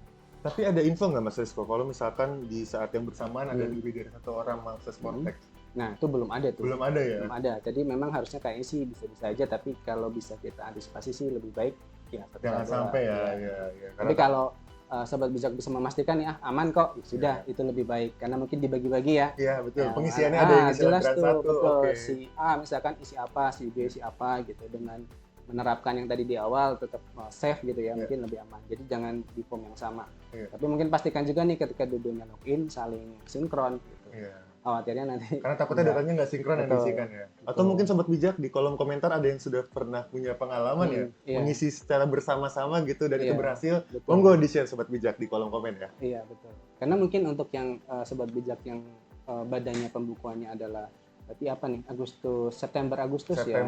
September Agustus. Itu harusnya udah Lapor di pengisian ya. Desember kemarin ya. Iya, udah pengisian atau mungkin masih perpanjangan Iya. atau juga karena masih Silakan potensi boleh di-share Iya, ya, bisa share di-share pengalaman teman-teman. gitu. Dan juga tadi ya pastikan sektor usaha diisi sesuai dan kuesioner diisi juga dengan kondisi yang sebenarnya supaya lampiran-lampiran formulir yang tersedia itu sesuai dengan kondisi yang sebenarnya. Jangan sampai tadi ya terjadi silent error ya. Betul, saya Menakutkan sekali Sobat Bijak, silent error.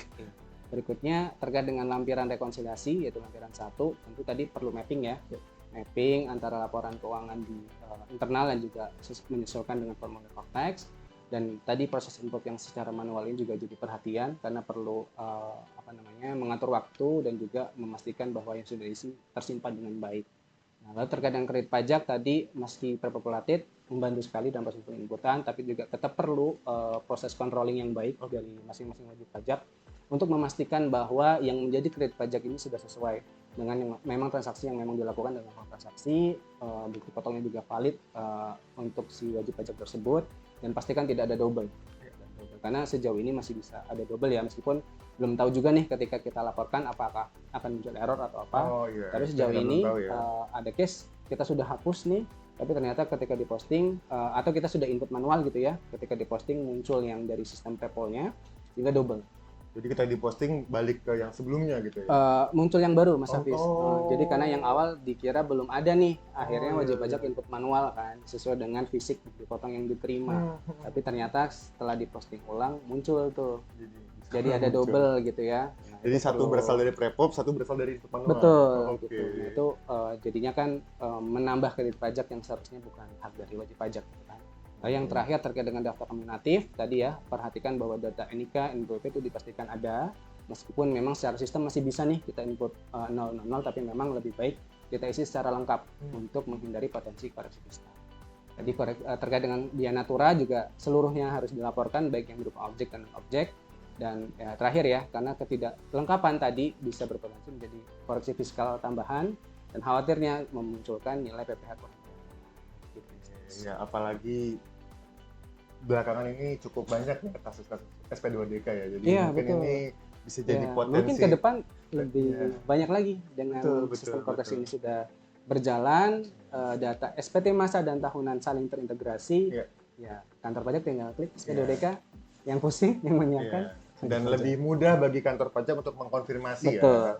Jadi kalau memang sobat bijak sudah benar, seharusnya tidak perlu takut Betul. dalam pelaksanaan kewajiban perpajakannya. Iya. Tapi kalau memang masih ada hal yang belum terpenuhi perpajakannya, itu bisa jadi muncul resikonya dari proses SP2DK tadi. betul. Oke, baik Mas Rizko, ini sangat menarik sebenarnya karena memang ternyata perubahan dari e-form ke Cortex ini menimbulkan beberapa dampak yang harus kita berikan perhatian ya. Betul. Dan kita harus mitigasi resikonya. Nah, kira-kira Mas Rizko, untuk pengisian SPT/PPh badan ini ada lagi nggak yang perlu kita aware gitu? Ya, kurang lebih sih tadi yang sudah kita diskusikan ya, Mas Hafiz, ya, itu hal-hal yang memang sejauh ini yang memang harus jadi perhatian karena kalau kita melihat nih bahkan ketika e-form ya, ketika proses pengisian natura nih ternyata masih disiapkan gitu ya oleh HRD. Jadi perlu diperhatikan juga terkait dengan waktu karena ya memang sih ada waktu perpanjangan 2 bulan ya. 3 bulan dan juga karena ini tahun awal untuk tahun pajak 2025 ya mungkin ada potensi nanti sistemnya down segala macam, itu juga bisa jadi perhatian juga. Karena bahkan ketika e-form yang digital online yang sudah beberapa tahun pun ya ada berdasarkan pengalaman sebelumnya gitu ya di tanggal 30 April ya saat semuanya karena kan tipikal kita lah ya Mas ya wajib pajak mayoritas lapor ketika memang sudah akhir periodenya karena memang menunggu rilis audit report. Betul, rilis audit report. Tapi betul. Rilis audit report dan juga memang harapannya sih lapor lebih awal kan ya. Kita pengennya awal, tapi kadang audit reportnya belum rilis sobat bijak. Jadi nggak bisa lapor. Iya, jadi akhirnya lapor di ujung semua, sistemnya down. Nah, itu yang perlu jadi perhatian ya karena ketika tidak ada pemberitahuan nih dari DJP, maka potensi sanksi telat lapor tuh akhirnya kena kita gitu ya per SPT tahun. Berarti harapan kita sebenarnya dari kesiapan DJP untuk menghandle sistemnya juga harusnya sudah lebih. Betul, jadi tidak hanya wajib pajak ya, jadi DJP dua sisi ya, betul harus memastikan bahwa Cortex ini ya nanti ketika proses pelaporan stabil gitu harapannya ya. Oke, baik Mas Rizko, ini menarik sekali ya Sobat Bijak pembahasan yang disampaikan oleh Mas Rizko. Ini saya yakin Sobat Bijak di rumah ya sudah banyak pertanyaan Mas Rizko, jadi kita akan masuk ke sesi pertanyaan. Tapi mungkin sebelum masuk ke sesi pertanyaan, saya akan coba merangkum apa yang sudah Mas Rizko sampaikan ya Sobat Bijak. Jadi yang pertama, Cortex ini akan mengubah cara berpikir dan pelaporan pajak kita. Yang tadi sudah kita diskusikan, bahkan SPT Cortex ini harusnya sudah bukan lagi menjadi tanggung jawab hanya bagian pajak, tapi juga divisi-divisi terkait, seperti HRD atau divisi yang memang ada kepentingan di pemberian promosi ataupun entertainment. Jadi harus saling mulai bekerja sama dan berkolaborasi agar pelaporan pajaknya itu bisa menjadi mudah. Lalu konsistensi data menjadi kunci utama, karena tadi ini datanya meskipun prepopulated, tapi nanti akan tervalidasi real time. Jadi ketika ada data, terutama mungkin NIK ya Mas Rizko, NIK yang belum valid atau NPWP yang belum valid, itu langsung akan muncul errornya di sistem Cortex. Lalu pengisian lampiran tidak bisa lagi dianggap formalitas, betul. Apalagi, Sobat Bijak, ini akan ada kuesioner di lampiran induk, yang mana ini akan membuka lampiran apa saja yang akan kita isi. Sehingga kita harus benar-benar mencermati pertanyaannya dan jawaban yang kita isikan sesuai dengan kondisi perusahaan.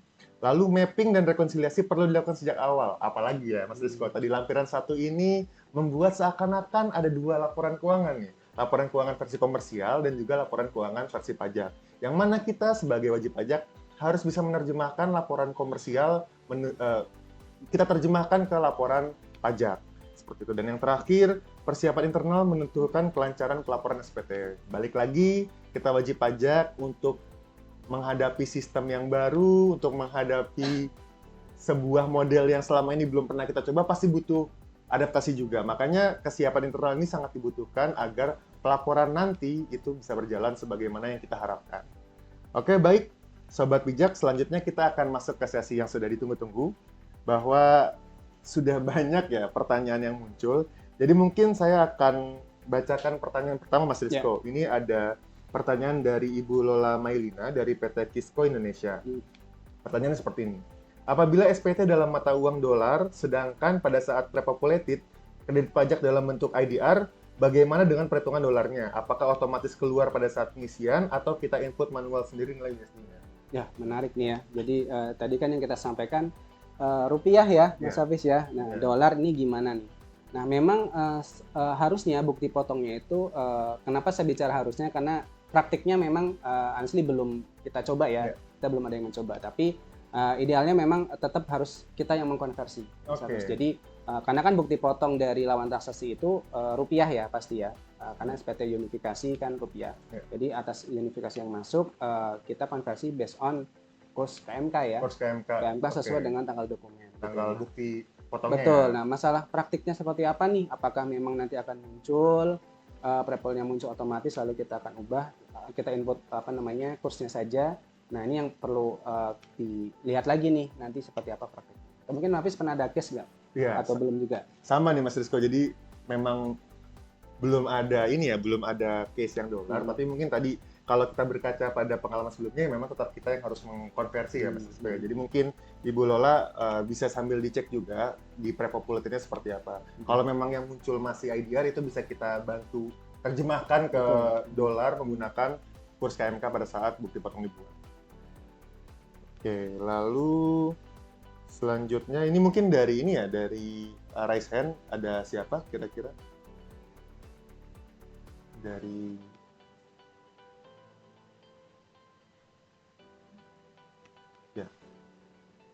raise hand, ada yang raise hand? Mungkin Bapak Ibu bisa dilihat list raise hand-nya.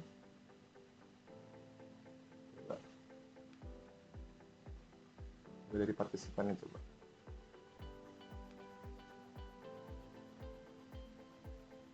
Dari Yon Harni, mungkin dari Bapak atau Ibu Yon Harni bisa open mic-nya untuk menyampaikan pertanyaan langsung. Silakan.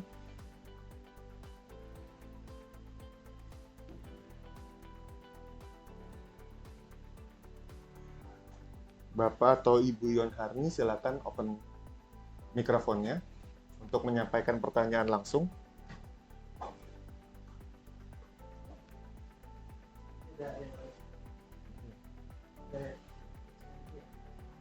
Yon Harni.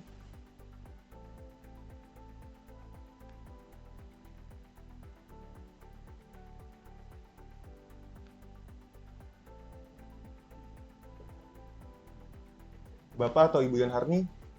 Itu sudah. Ya, itu coba. Coba sudah bisa unmute kah?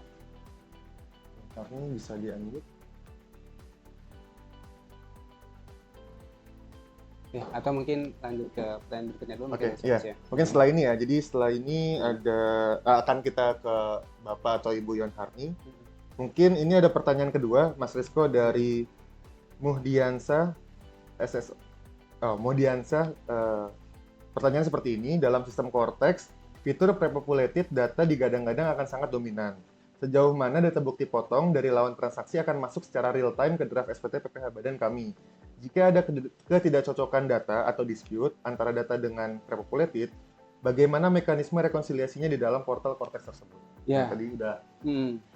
Baik, siapa ini tadi? Pak Muhdiansyah. Pak Muhdiansyah ya, terima kasih Pak Muhdiansyah atas pertanyaannya. Ini juga penting ya, menjadi menarik juga nih pertanyaannya, dan pasti berkaitan juga dengan sobat bijak yang lain ya gitu ya. Jadi memang sistem prepopulated ini dia akan otomatisasi terkait dengan kredit pajak Mas Hafiz, PPh pasal 22, pasal 23 ya kalau kita bicara pakai badan, termasuk PPh angsuran 25. Oh, angsuran 25 juga angsuran 25 yang kita bayar nih tiap bulan gitu ya di tahun berjalan, tahun sebelumnya itu akan juga masuk secara otomatis. Nah, kalau 25 kan lebih mudah ya controllingnya karena dia merujuk ke nomor transaksi penerimaan negara atau Oh, NTPN oke. yang kita bayarkan Kita ya bayarkan setiap ya. bulan gitu ya. Nah, kalau kredit pajak sebagaimana tadi kita diskusikan ya, kami diskusikan memang masih ada isu terkait dengan data itu terinput double. Jadi secara substansinya gini, ketika kita posting SPT, maka akan muncul data perpulated misalkan kredit pajak PPh pasal 23. Nah, ada dua kemungkinan, Oke. data atau bahkan tiga gitu ya.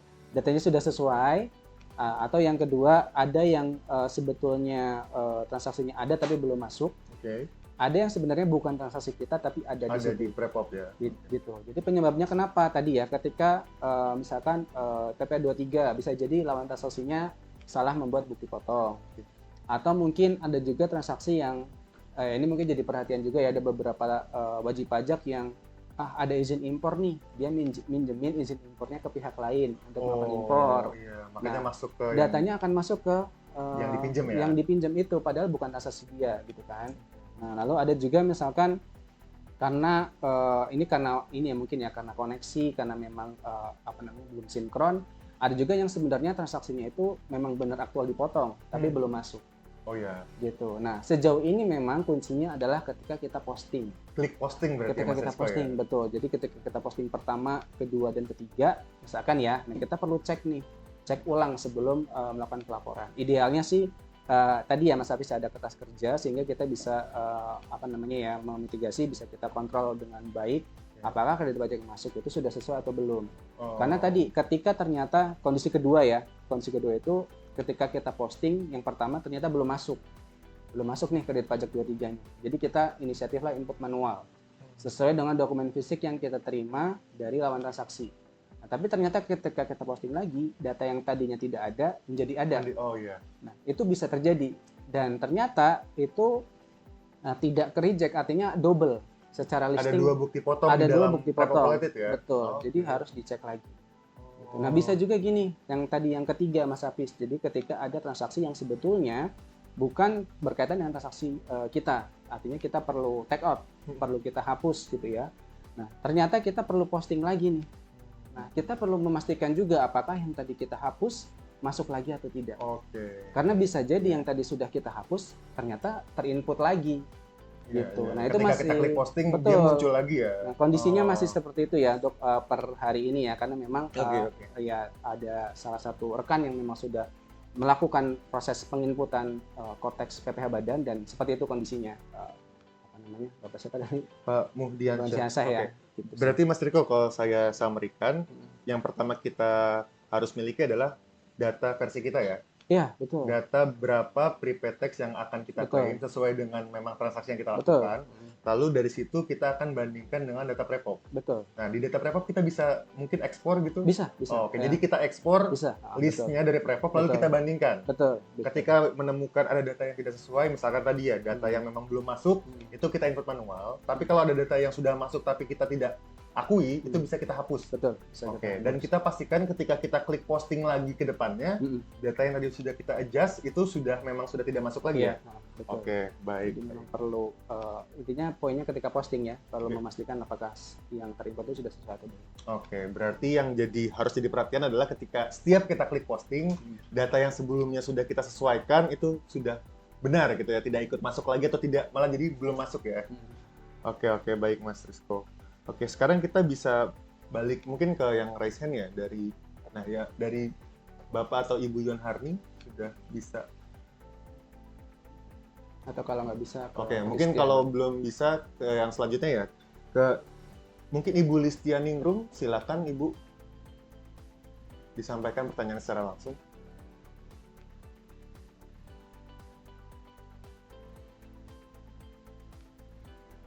Ibu Listianingrum? Belum ya? Ya, saya panggil sekali lagi Bu Listianingrum ya? Ya, apa? Berarti kita lanjut mungkin kita lanjut dari chat dulu ya. Oke. Ini Mas Rizko ada pertanyaan dari Pak Tri Parwanto. Izin bertanya, untuk Natura yang tidak diperhitungkan dengan penghasilan karyawan, apakah biaya yang terkait dengan Natura tersebut harus dikoreksi juga di SPT Badan? Jadi Natura yang tidak diperhitungkan di SPT 21 nih Mas Rizko. harus kita koreksi nggak? Ya. Gimana Mas Rizko? Ya, jadi memang sebetulnya nih Mas Hafiz ya dan Pak Tri ya, seharusnya ketika kita bicara biaya natura dan objek penghasilan bisa jadi sebetulnya ini dua hal yang berbeda gitu ya. Artinya secara substansi biaya ya memang dia apakah dia deductible atau non deductible. Gitu. Idealnya ya. Jadi dan ketika dia objek 21 ya dia memang objek 21 terlepas dia dikoreksi atau tidak. Nah, tapi memang yang terjadi saat ini ya praktiknya di lapangan memang itu erat kaitannya gitu ya, ketika dia objek 21 maka peluang untuk jadi bebannya lebih besar. Tapi ketika di 21-nya dia belum menjadi objek, nah peluang dikoreksinya sebaliknya tadi ya juga besar gitu. Dan praktik ini masih berlangsung ya sepertinya Mas Hafiz ya. Padahal seharusnya ketika natura ini memang sudah jadi objek PPh atau sudah menjadi bagian dari biaya 3M, tidak melihat lagi nih apakah dia sudah dipotong 21 atau belum. Gitu. Jadi memang dia sebenarnya biaya yang boleh jadi beban.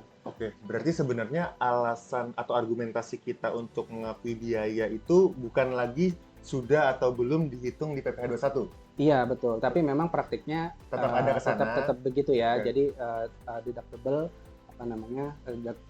biaya itu deductible dan dia objek taxable gitu ya. Masih berarti konsep taxable deductible masih ada ya? Masih sering digunakan ya, apalagi ada syarat administratif tambahan. Lampiran tadi ya. gitu. Jadi ketika dia sudah tidak jadi objek 21, tidak ada lampirannya, maka kemungkinan besar akan dikoreksi fiskal. Gitu. Lalu kalau misalkan pas itu kita balik ya, kita koreksi di badan tapi belum potong di 21. Nah, itu bisa sebaliknya nggak Mas? Dikenakan di PPh 21 jadinya? Bisa. Tetap bisa ya? Bisa. Jadi meskipun kita koreksi badan, itu tidak menjamin tidak tidak menjamin bahwa 21-nya nggak kena gitu. Meskipun tadi kembali lagi ya, perspektif dari masing-masing mungkin peneliti atau pemeriksa mungkin berbeda-beda gitu ya. Ada yang sudah kena di badan, tidak kena di 21 gitu ya. Tapi memang sebetulnya ketika kita sudah lakukan koreksi, kita tidak bebankan gitu ya di PPh badan, bukan berarti secara 21 tidak jadi objek. Tapi mungkin itu bisa jadi pertimbangan ya dari penelitinya ya. Seperti itu Pak Tri ya? Iya. Ada yang live question? Ada yang mau raise hand ya? Dari Ibu Susan? Silakan. Halo. Ibu Susan. Halo Ibu, selamat siang Bu. Selamat siang Pak. Ini ada yang mau saya tanyakan Pak terkait dengan biaya promosi. Itu apakah harus semua yang masuk ke dalam biaya promosi itu yang ber-NPWP? Sebab misalnya nih kadang kita kan ikut exhibition ya Pak ya, ikut pameran gitu ya kan. Itu kan dalam penyiapan untuk mengikuti pameran itu kan banyak sekali yang harus dipersiapkan. Mulai dari sewa booth, mungkin cetak brosur gitu misalnya ya Pak ya, terus kemudian penyiapan souvenir gitu ya, souvenir pada saat exhibition itu untuk dibagikan pada saat exhibition itu. Nah itu kan tidak semuanya mengeluarkan faktur pajak Pak, dan tidak semuanya itu melampirkan NPWP. Mungkin hanya seperti kayak misalnya pembuatan souvenir toko biasa aja gitu loh kan Pak ya, bukan PT gitu. Bagaimana pengisiannya nanti di konteks? Berarti kalau misalkan ada informasi NPWP yang tidak lengkap ya Ibu ya, dan itu kita tidak punya dari lawan transaksi, bagaimana melaporkannya di daftar nominatif promosi ya Bu? Seperti itu ya Bu Susan? Iya betul, misalnya cetak banner tentunya, itu semuanya kan dibutuhkan pada saat exhibition ya Pak ya. Cetakan banner, kemudian pembuatan souvenir, penyiapan souvenir untuk dibagikan pada saat eksibisi gitu loh. Nah, bagaimana cara kita mengisi di Cortex itu untuk beberapa vendor yang tidak melampirkan data lengkap? Iya. Baik. Mas Rizko? Ya, baik. Terima kasih Bu Susan atas pertanyaan yang disampaikan ya. Ya memang ada beberapa wajib pajak nih Mas Hafiz yang memang mungkin kegiatan eksibisi yang tadi Bu Susan sampaikan ya, itu melibatkan banyak vendor ya. Dan mungkin karena ada beberapa transaksi yang nilainya mungkin tidak terlalu besar gitu ya, sehingga proses administrasi pengumpulan NIK ataupun NPWP itu menjadi kendala. Nah, Mungkin kita coba lihat dulu dari sisi formalnya ya, dari sisi dasar hukumnya. Memang dari sisi DJP ataupun kantor pajak memang meminta idealnya adalah tetap diisi secara lengkap. Gitu. Secara lengkap ya. Betul, karena ini kaitannya dengan tadi ya, bahwa transaksi yang kita lakukan itu memang sudah dipotong PPh 23 dan si pihak yang memberikan jasa tadi misalkan cetak banner, cetak poster dan lain sebagainya itu juga melaporkan penghasilannya gitu ya. Sehingga kondisi idealnya Bu Susan ya memang harusnya sejak awal ketika kita menggunakan jasa percetakan tadi ya itu memang step awal yang kita minta adalah NIK-nya atau NPWP-nya. Jadi bagian dokumen yang kita butuhkan Betul, dari vendor gitu idealnya ya. gitu ya, Okay. idealnya. Nah, meskipun tadi memang ada beberapa kondisi yang akhirnya menyulitkan nih bagi wajib pajak sehingga ya sudah transaksi berjalan tapi NIK-nya tidak ada. Nah, kalau kita bicara secara sistem Cortex itu masih bisa khususan untuk diinput NPWP atau NIK-nya itu dengan 000 sesuai dengan jumlah 16 digit ya, itu masih bisa. Nah, tapi apakah itu akan di-challenge oleh kantor pajak? Bisa jadi. Karena dianggap mungkin tidak lengkap. Jadi mungkin lebih ke arah, menurut saya lebih ke arah nanti pembuktian saja bahwa memang ya biaya ini memang dikeluarkan berkaitan dengan tadi eksibisi, biaya banner, percetakan poster dan lain sebagainya gitu. Tapi jika boleh dan memungkinkan ya dan boleh memberikan saran, angka lebih baik ke depan dilengkapi itu NIK, NPWP-nya. Karena khawatir ke depan untuk saat ini memang belum terintegrasi ya antara NIK di list promosi dengan Cortex-nya. Beda dengan misalkan ketika kita bikin bukti potong 23 ataupun 21 itu harus valid. Itu harus valid kan. Nah, tidak menutup kemungkinan ke depan akan seperti itu juga gitu. Jadi mungkin bisa disiapkan juga gitu. Karena memang berarti sebenarnya kalau ditanya bisa atau tidak masuk pakai 000 secara bisa. sistem masih bisa. Di sistem bisa, sampai tapi saat ini masih bisa. akan ada potensi resiko ke depannya ketika diklarifikasi sama kantor pajak. Betul, iya. Baik.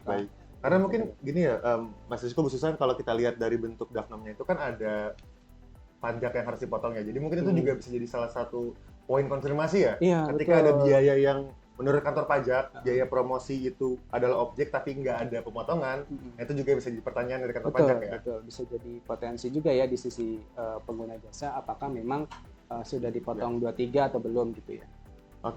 Baik. Dari Bu Susan mungkin cukup?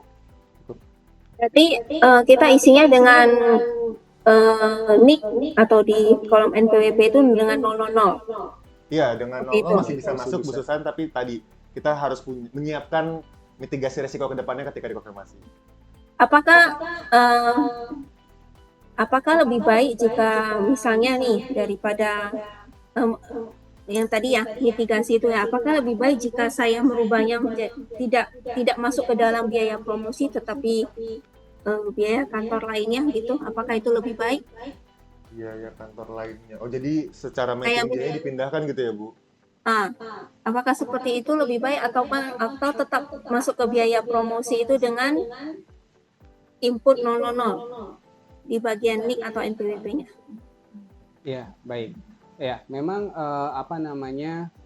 terkait dengan apakah bisa diubah atau tidak, ya kembali lagi itu ke sisi internal dari wajib pajak ya, Bu Susan dan Mas Hafiz. Artinya tetap ada potensi risiko karena memang mungkin tidak langsung terlihat ya bahwa ini biaya kantor lainnya nih, dia bukan list promosi sehingga tidak wajib masuk ke list promosi. Tapi ketika ada proses penelitian lebih lanjut atau ada pemeriksaan lebih lanjut, potensi itu tetap ada. Gitu. Jadi meskipun dicatat di biaya kantor lainnya, ternyata nature-nya atau substansinya adalah biaya promosi, maka bisa dianggap harusnya masuk ke list promosi. Dan harus disiapkan. Dan harus disiapkan. Jadi memang kembali lagi nih, bosan di kebijakan perusahaan ya, apakah lebih menyiapkan secara lengkap atau ketika dipindah mungkin itu hanya menggeser potensinya menjadi nanti di belakang gitu ya. Jadi sekarang bisa nggak kelihatan sekarang, tapi nanti kalau ada konfirmasi lanjutan itu tetap, bisa artinya tetap ada potensi. Baik. Semoga menjawab ya. Semoga menjawab ya Bu Susan. Selanjutnya kita akan bergerak ke pertanyaan di kolom chat dari Pak Jajang Esa Priyatna. Izin bertanya, untuk data fix aset apakah masih bisa impor data? Gimana Mas Rizko? Iya, ini masih bisa Masih, ya. alhamdulillah ya, Masih bisa masih ya. bisa ya. Karena sama dengan yang tadi tuh Mas Hafiz terkait dengan entertain gitu, mungkin aset juga jauh lebih banyak ya. Betul. Di situ ada terkait dengan harga perolehan, tahun perolehan, dan juga terkait dengan nilai penyusutannya gitu. Bisa kita bayangkan ketika tidak bisa kita impor ya. Harusnya sih masih bisa impor dan bisa kita ekspor juga. Jadi nanti kita lihat nih yang sudah kita input itu nilainya berapa, kita bisa cek ya ketika memang kita punya formulasinya untuk pengecekan fixed asset dalam hal ini terkait depresiasi ya. Itu apakah sesuai atau belum, harusnya memang masih bisa untuk proses. Kalau nggak bisa, mungkin wajib pajak yang bergerak di usaha-usaha yang punya aset banyak itu jadi ketar-ketir ya. Nggak cuma ribuan ya. Puluhan ribu mungkin ya, itu harus diisi. Balik lagi nanti petugas pegawai pajaknya ini akan lembur nih. Jadi masih bisa ya, masih Pak bisa Jajang ya. Oke, baik.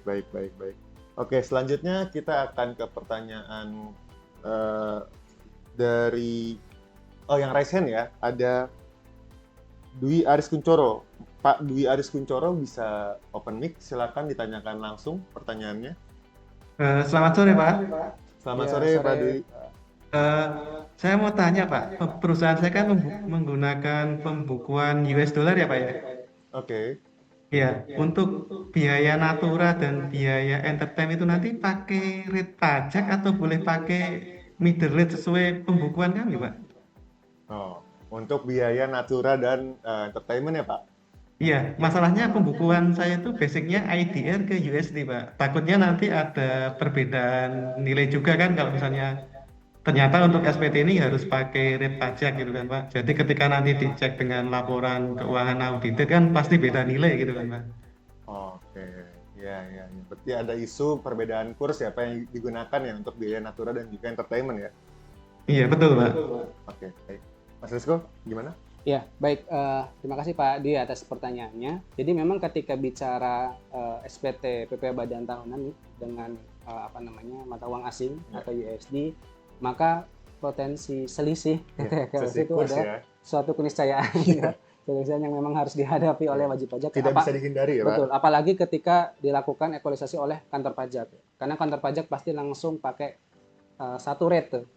Kurs akhir tahun biasanya, atau kurs KMK akhir tahun gitu ya, langsung disamaratakan. Sedangkan di PPh Badan tentu mengikutinya rate pembukuan ya Mas Hafiz ya. Jadi sebetulnya untuk biaya-biaya itu menyesuaikan aja Pak Dwi. Jadi memang kurs yang digunakan untuk pembukuan USD itu yang memang digunakan di list natura ya Mas Hafiz ya, dalam hal untuk pelaporan. Sehingga nanti ketika ada ekualisasi nih misalkan antara SPT PPh 21, di situ kan ada komponen natura ya. Lalu disandingkan ternyata ada selisih nih. Nah, kita bisa sampaikan bahwa selisihnya karena selisih kurs gitu. Nah, harusnya itu masih bisa diterima sih.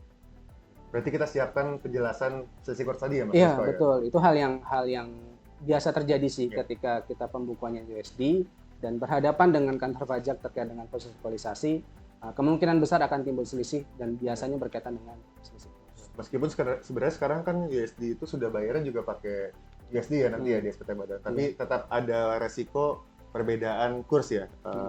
Iya, betul. Seperti itu ya Pak. Semoga menjawab ya Pak Dwi. Oke, saya lanjut ke pertanyaan, kembali ke chat dulu ya. Ini ada dari Patri Yaksa AG Prayogo. Kalau semua natura atau gratifikasi atau tambahan kenikmatan diinput di Cortex, maka akan berhubungan dengan PPh 21 karyawan. Jika dibayar ke selain karyawan, apakah perlu diinput juga detail identitas penerima? Jadi, apakah natura nih di Dafnom ini hanya untuk karyawannya aja, atau kalau ada pembayaran natura keluar juga harus diinput, Mas Rizko? Betul. Nah, menarik nih dari Pak Tri ya, Pak Tri Yaksa ya.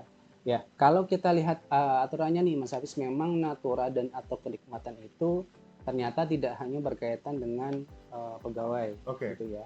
Nah, tapi kita perlu pastikan juga nih, apakah ini pemberian natura atau entertain. Nah, ada hal yang berbeda nih. Nah, kalau di contohnya nih di PMK misalkan, Bapak atau perusahaan bertransaksi dengan PTA misalkan ya, terkait dengan penyerahan jasa. Ternyata tidak di pembayarannya diganti misalkan dengan penyerahan sejumlah komputer ataupun dengan sejumlah laptop, maka atas jasa tersebut karena substansi adalah jasa itu tetap terutang PPh pasal 23 atas meskipun pembayarannya berupa barang barang gitu, dan itu itu mungkin secara konteks lampiran tetap harus dilaporkan juga. Karena memang kan di judulnya adalah lampiran terkait dengan aturan atau kenikmatan ya. Tidak hanya ke pegawai ya, bisa gitu. Jadi tetap harus dilaporkan. Nah, tapi perlu dipastikan lagi tadi apakah yang kita serahkan nih ke selain karyawan itu apakah berupa entertain atau penyerahan kenikmatan berupa tadi penggantian penyerahan jasa tadi gitu ya. Karena kalau entertain berarti di inputnya di lampiran entertain. Gitu. Berarti kalau ada timbal balik atas natura yang kita berikan berupa jasa, itu masuknya ke natura. Betul. Tapi kalau misalkan menjamu, memberikan itu ya, berarti bukan jamuan gitu jamuan, makan bersama atau pelayanan tertentu ya untuk menjaga hubungan bisnis misalkan, itu masuknya ke entertain. Oke, baik Mas Rizko. Semoga menjawab Pak Triyaksa. Selanjutnya ada pertanyaan lagi dari Ibu Nurul Audina ya.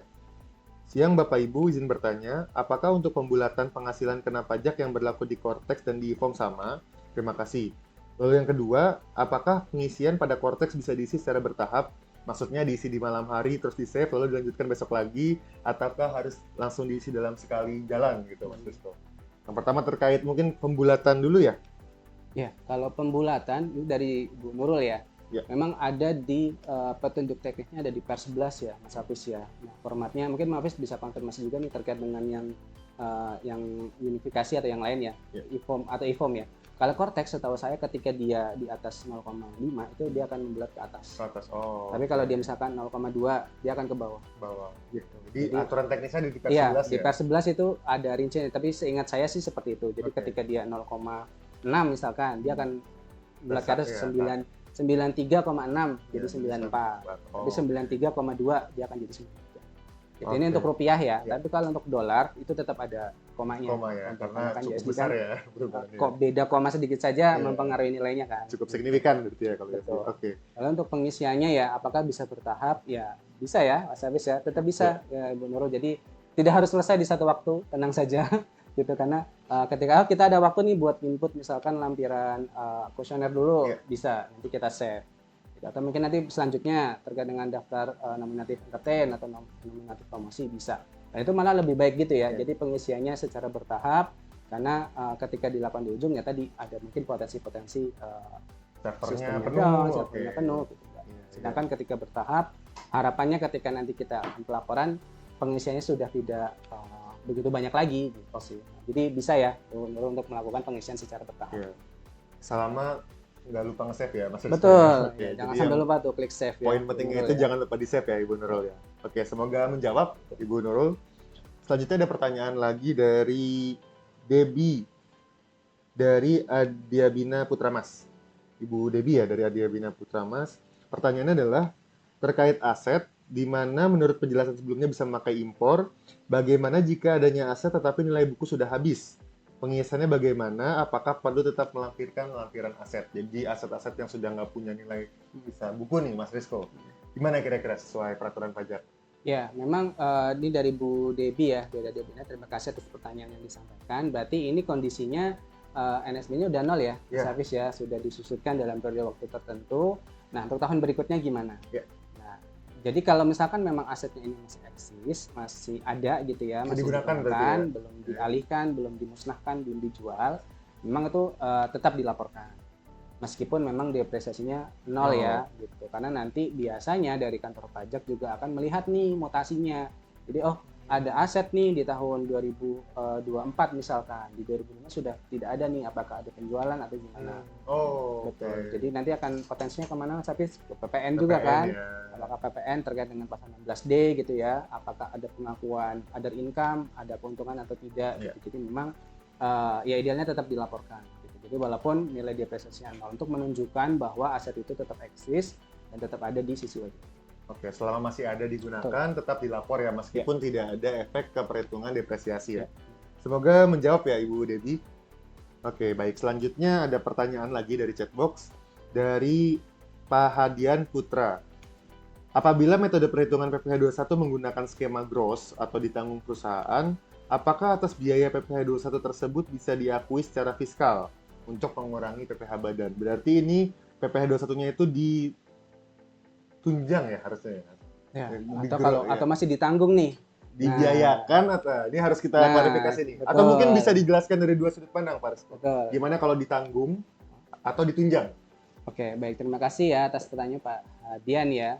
Jadi memang kita mungkin flashback dulu nih, Mas Hafiz, ke aturan yang sebelum ada terkait dengan Undang-Undang HPP ya. Jadi dulu kalau Sobat Bijak juga ingat ya, untuk petunjuk teknis PP 21 itu diatur di Per 16 tahun 2016 ya. Jadi di situ disebutkan bahwa ketika PP 21-nya yang dimaksud ini beneran ditanggung ya. Ditanggung artinya atas nilai pajaknya itu tidak di-input lagi sebagai tax allowance, maka itu dianggap sebagai natura dan atau kenikmatan. Gitu. Dan pada saat itu natura dan atau kenikmatan bukan objek pajak bagi ada bagiannya lagi, bagi wajib pajak pemberi kerja yang bukan bergerak di sektor penghasilan yang dikenakan PPh final. Jadi ketika misalkan dia trading nih transaksi umum, maka beban PP 21 yang ditanggung itu bukan objek PPh pasal 21 dan dia non deductible expense. Jadi kan ketika ditanggung dia akan jadi beban, tapi tidak masuk sebagai tax allowance kan. Di PPh 21-nya. Ya komponen gross income PP 21. Jadi dia akan dikoreksi tapi non taxable. Nah, tapi kalau dia WP final, maka di PP Badan otomatis kan dikoreksi karena final. Tidak tapi dipajaki di PPh Badan. betul, ya. tapi di 21 jadi objek pajak karena dia termasuk natural. Gitu. Nah, kalau konteks setelah ada Undang-Undang HPP, setelah PP 55 dan setelah PMK 66, maka natura itu jadi objek ya, jadi objek. Sehingga secara perhitungan ini akan menentukan nih. Idealnya memang jadinya seolah-olah nih Mas Hafiz ya, jadi harusnya ditunjang. Karena bisa dibayangkan nih Bapak Ibu ya, jadi ketika Sobat Bijak sekalian, ketika masih menggunakan mekanisme ditanggung, maka dia akan jadi objek pajak kan. Nah pertanyaannya akan diinput di masa yang sama atau di masa berikutnya. Kalau diinput di masa yang sama, kita nggak akan selesai nih perhitungannya. Karena 21 kita masukkan, nilainya berubah lebih tinggi. Kita masukkan berubah jadi lebih tinggi. Berbeda dengan ditunjang. Ketika ditunjang memang tidak bisa kita hitung manual ya, jadi harus pakai Excel gitu ya, rumus interaktif formula ya. Jadi antara tax allowance dan PPh 21 yang tertanggung itu nilainya sama. Jadi antara tunjangan pajak dan bebannya nilainya sama. Nah itu idealnya. Jadi pertanyaannya ketika ditanggung, apakah bisa diakui sebagai deductible expense? Nah kalau secara substansi balik lagi ya. Seharusnya bisa, karena tadi kalau Bapak siapa tadi? Pak Hadian Putra. Ya, Pak, dia bisa cek di Undang-Undang PPh ya di pasal 6 bahwa yang termasuk biaya 3M yang boleh jadi pengurang termasuk natura dan atau kenikmatan. Artinya natura dan kenikmatannya adalah biaya 3M, tapi memang praktiknya tidak semudah itu. Jadi tetap dicek lagi apakah berkaitan dengan 3M atau tidak. Dan ketika dia ditanggung dan tidak dipotong 21, potensinya sih ya akan dikoreksi sih Mas Hafiz. Jadi memang idealnya kondisi sekarang adalah metodenya adalah ditunjang. Meskipun metode ditanggung juga tidak dilarang secara eksplisit ya. Gitu. Tapi akan cukup menyulitkan nih dari sisi penentuan objek pajak dan juga dari penentuan biaya deductible. Oke. Atau Mas Rizko misalkan tidak dikoreksi tapi dianggap sebagai objek 21 itu memungkinkan tidak? Memungkinkan. Jadi justru malah tetap dikejarnya di 21-nya ya, betul, bukan di badannya. Betul. Ya? Jadi nanti akan ketahuan ada biaya karena kalau ditanggung atau ditunjang kan sama-sama jadi beban ya. Seharusnya. Bedanya kalau ditunjang tentu akan lebih besar. Pajaknya lebih besar. Karena dia akan masuk kembali kan ke bagian gross income. Bedanya di situ aja. Tapi secara objek harusnya dua-duanya tetap bagian dari PP 21. Oke. Berarti rekomendasinya sebenarnya menggunakan metode ditunjang. Lebih baik biar biayanya juga bisa kita akui ya. Bisa diakui dan secara objek 21 juga lebih aman ya kan kita tunjang. Baik. Semoga menjawab ya Pak Hadian Putra. Kita akan lanjut ke pertanyaan dari Pak Evan Budi Prakoso. Ada 2 pertanyaan Mas Rizko. Yang pertama, saat mapping account di SPT itu harus rekon dengan SPT, misalnya beban gaji dengan tunjangan, apakah harus sama dengan pendapatan yang dilaporkan di SPT 21? Yang kedua, kadang ada juga pembayaran kepada vendor yang masih menggunakan NIK pribadi. Jadi pemotongan servisnya itu bukan PPh 21, tapi PPh 23. Mungkin PPh 23 ya, bukan PPh 23 tapi PPh 21. Namun tentu saja akun biayanya bukan akun biaya dari gaji. Apakah hal itu tidak masalah? Nah, mungkin pertanyaan pertama dulu Mas Rizko. Ini gimana nih? Apakah harus disamakan di lampiran 1 biaya gaji sesuai dengan DPP SPT PPh 21 atau gimana Mas Rizko? Iya, baik. Terima kasih ya Pak Evan atas pertanyaan yang disampaikan. Nah, kalau kita bicara kondisi ideal, Mas Hafiz ya, kita sih selalu inginnya yang ideal-ideal dulu nih ya. Idealnya memang ya harusnya dilakukan rekon dengan SPT. Artinya antara DPP atau dasar pengenaan pajak di SPT masa dengan beban itu sama, jadi match gitu ya. Tapi memang tidak menutup kemungkinan tadi ya ada biaya-biaya yang ternyata di luar biaya beban gaji yang juga menjadi objek PPh 21. Nah, itu kembali lagi ke yang tadi, ketika sudah disiapkan kertas kerja ekualisasi, nah harusnya tidak perlu ada yang dikhawatirkan sih Mas Hafiz, dan itu hal yang common ya, karena memang itu bukan biaya gaji, itu biaya ke pihak ketiga, misalkan terkait dengan jasa gitu ya. Jadi memang harus dipotongnya biaya jasa ke orang pribadi yang harus dipotong PPh 21 bukan pegawai misalkan. Gitu. Jadi memang mitigasinya adalah menyiapkan kertas kerja ekualisasi. Gitu sih. Oke, jadi tidak perlu menyamakan dengan DPP SPT masa? Betul. Kalau memungkinkan dan bisa diupayakan itu lebih baik, tapi jika tidak, ya tadi siapkan kertas kerja ekualisasi. Jadi ketika ada SP2DK, penelitian atau pemeriksaan, kita sudah siaplah untuk memberikan penjelasan ke kantor.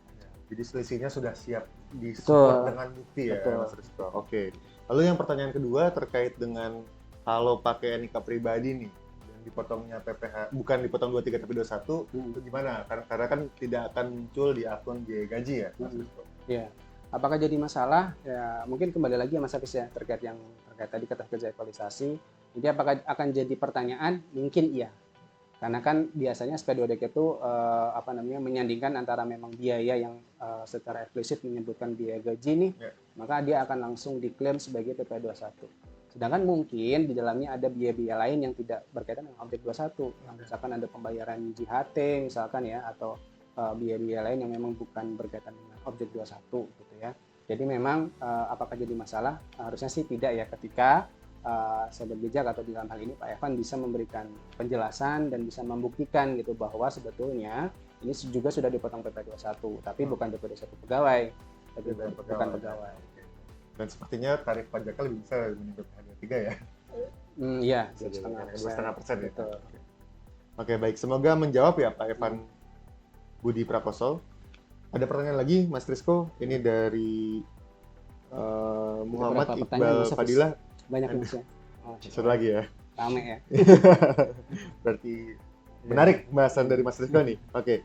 Izin bertanya, kalau pelaporan SPT badan yayasan yang bergerak di bidang MBG bagaimana ya? Apakah pendapatannya dikenakan pajak? Nah, ya, ini spesifik nih di yayasan nih. Nah, di Korteks tadi di lampiran 1 nih untuk Pak Iqbal ya. Itu ada lampiran 1 yang berkaitan dengan yayasan gitu. Jadi memang harus diperhitungkan ya, harus diperhitungkan terkait dengan, karena kan kalau yayasan ada pemisahan ya antara objek pajak dan tidak gitu. Jadi memang ya tetap ada kewajiban lapor dan tetap ada kewajiban hitung nih untuk menentukan mana yang merupakan PPh dan mana tidak. Oke, jadi tetap ada kewajiban untuk melaporkan ya Pak Iqbal, meskipun ini bergerak di bidang MBG ya. Oke, ini ada pertanyaan terakhir ya dari Ibu Catherine Deborah. Kalau teks 21 allowance berarti masuk natural juga ya Pak? Nah, gimana Mas Rizko? Kalau teks 21? Ya, berarti tunjangan PPh 21 nih maksudnya. Oh, tunjangan ya. 21 ya. Nah, kalau tunjangan 21 dia tidak termasuk natura. Oke.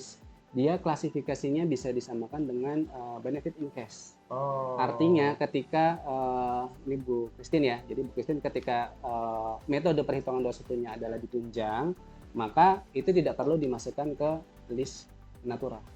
Karena dia tidak dianggap sebagai natura, karena kan dia masuk sebagai komponen gross income tuh. Jadi dia dianggap sebagai benefit in cash ya, meskipun tidak terima tidak ya. Ada uang yang diterima ya, tapi karena dia sudah masuk sebagai gross income, dia bukan natura. Dia bukan pendapatan, sehingga atas PP 21 yang ditunjang itu tidak perlu dimasukkan ke list natura atau kenikmatan tadi. Oke, baik.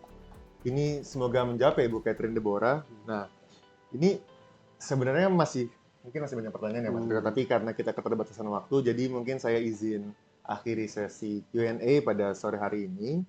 Terima kasih sekali lagi Pak Rizko atas sharingnya, atas informasi yang disampaikan.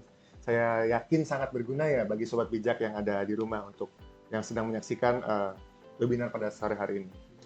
Lalu terakhir nih Mas Rizko, bisa menyampaikan closing statement terkait dengan materi hari ini. Silakan Mas Rizko. Ya, baik. Terima kasih Mas Hafiz. Ya, Sobat Bijak sekalian, waktu pelaporan SPT Badan tahun 2025 melalui Kortex sudah mendekati waktunya ya Mas Hafiz ya. Jadi Bapak Ibu bisa menyiapkan nih hal-hal yang memang perlu dipersiapkan sebagaimana tadi sudah kita diskusikan bersama terkait dengan syarat-syarat administratifnya, karena meskipun terkesan sangat rigid ya administratif, tapi itu juga bisa menentukan terkait dengan beban atau biaya-biaya yang harusnya jadi bisa deductible expense, bisa menjadi pengurang penghasilan bruto, itu ditentukan dari sejauh mana wajib pajak bisa menyiapkan lampiran-lampiran administratif tadi. Dan juga mungkin bisa menjadi perhatian juga dari awal ketika proses pengisian kuesioner, penentuan sektor bisnisnya itu agak diisi sesuai dengan kondisi sebenarnya, dan perhatikan terkait dengan waktu lapor ya Bapak Ibu sekalian, sobat bijak sekalian, karena dengan waktu lapor yang bersamaan tentu akan ada potensi server down segala macam ya. Jadi ya kita sih berharap sistemnya bisa berjalan dengan baik sehingga proses pelaporan SPT Badan bisa berjalan dengan baik, dan harapannya sesuai dengan kondisi yang sebenarnya sehingga bisa memitigasi risiko kedepannya ketika ada SP2DK. Sobat bijak semua sudah siap, ketika pun ada restitusi, ada pembesaran pajak juga tidak menjadi satu masalah yang besar.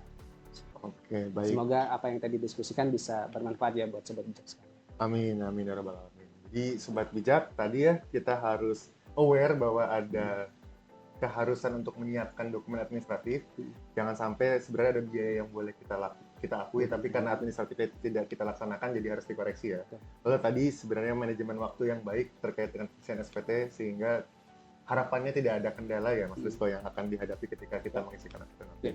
Oke, baik. Sekali lagi terima kasih Mas Rizko atas sharingnya, insight yang sangat bermanfaat. Mungkin sobat bijak juga nanti bisa menyampaikan mungkin di sosmed MUC ya terkait dengan pengalamannya mungkin untuk mengisikan Kortex ini ya. Oke. Jadi sobat bijak, saya izin tutup melalui diskusi kali ini. Sebenarnya kita bisa melihat nih bahwa Kortex itu bukan sekedar sistem baru, tapi perubahan cara kerja dan cara berpikir dalam kepatuhan pajak.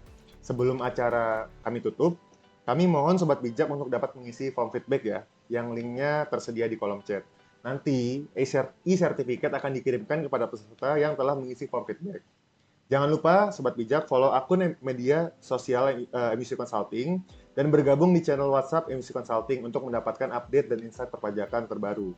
Sobat bijak, kami ingin menginformasikan bahwa edisi bijak akan kembali lagi hadir pada edisi selanjutnya untuk mengangkat topik bedah regulasi P3B dan Digitiform, implementasi PMK 112 tahun 2025, dan mitigasi risiko tax treaty.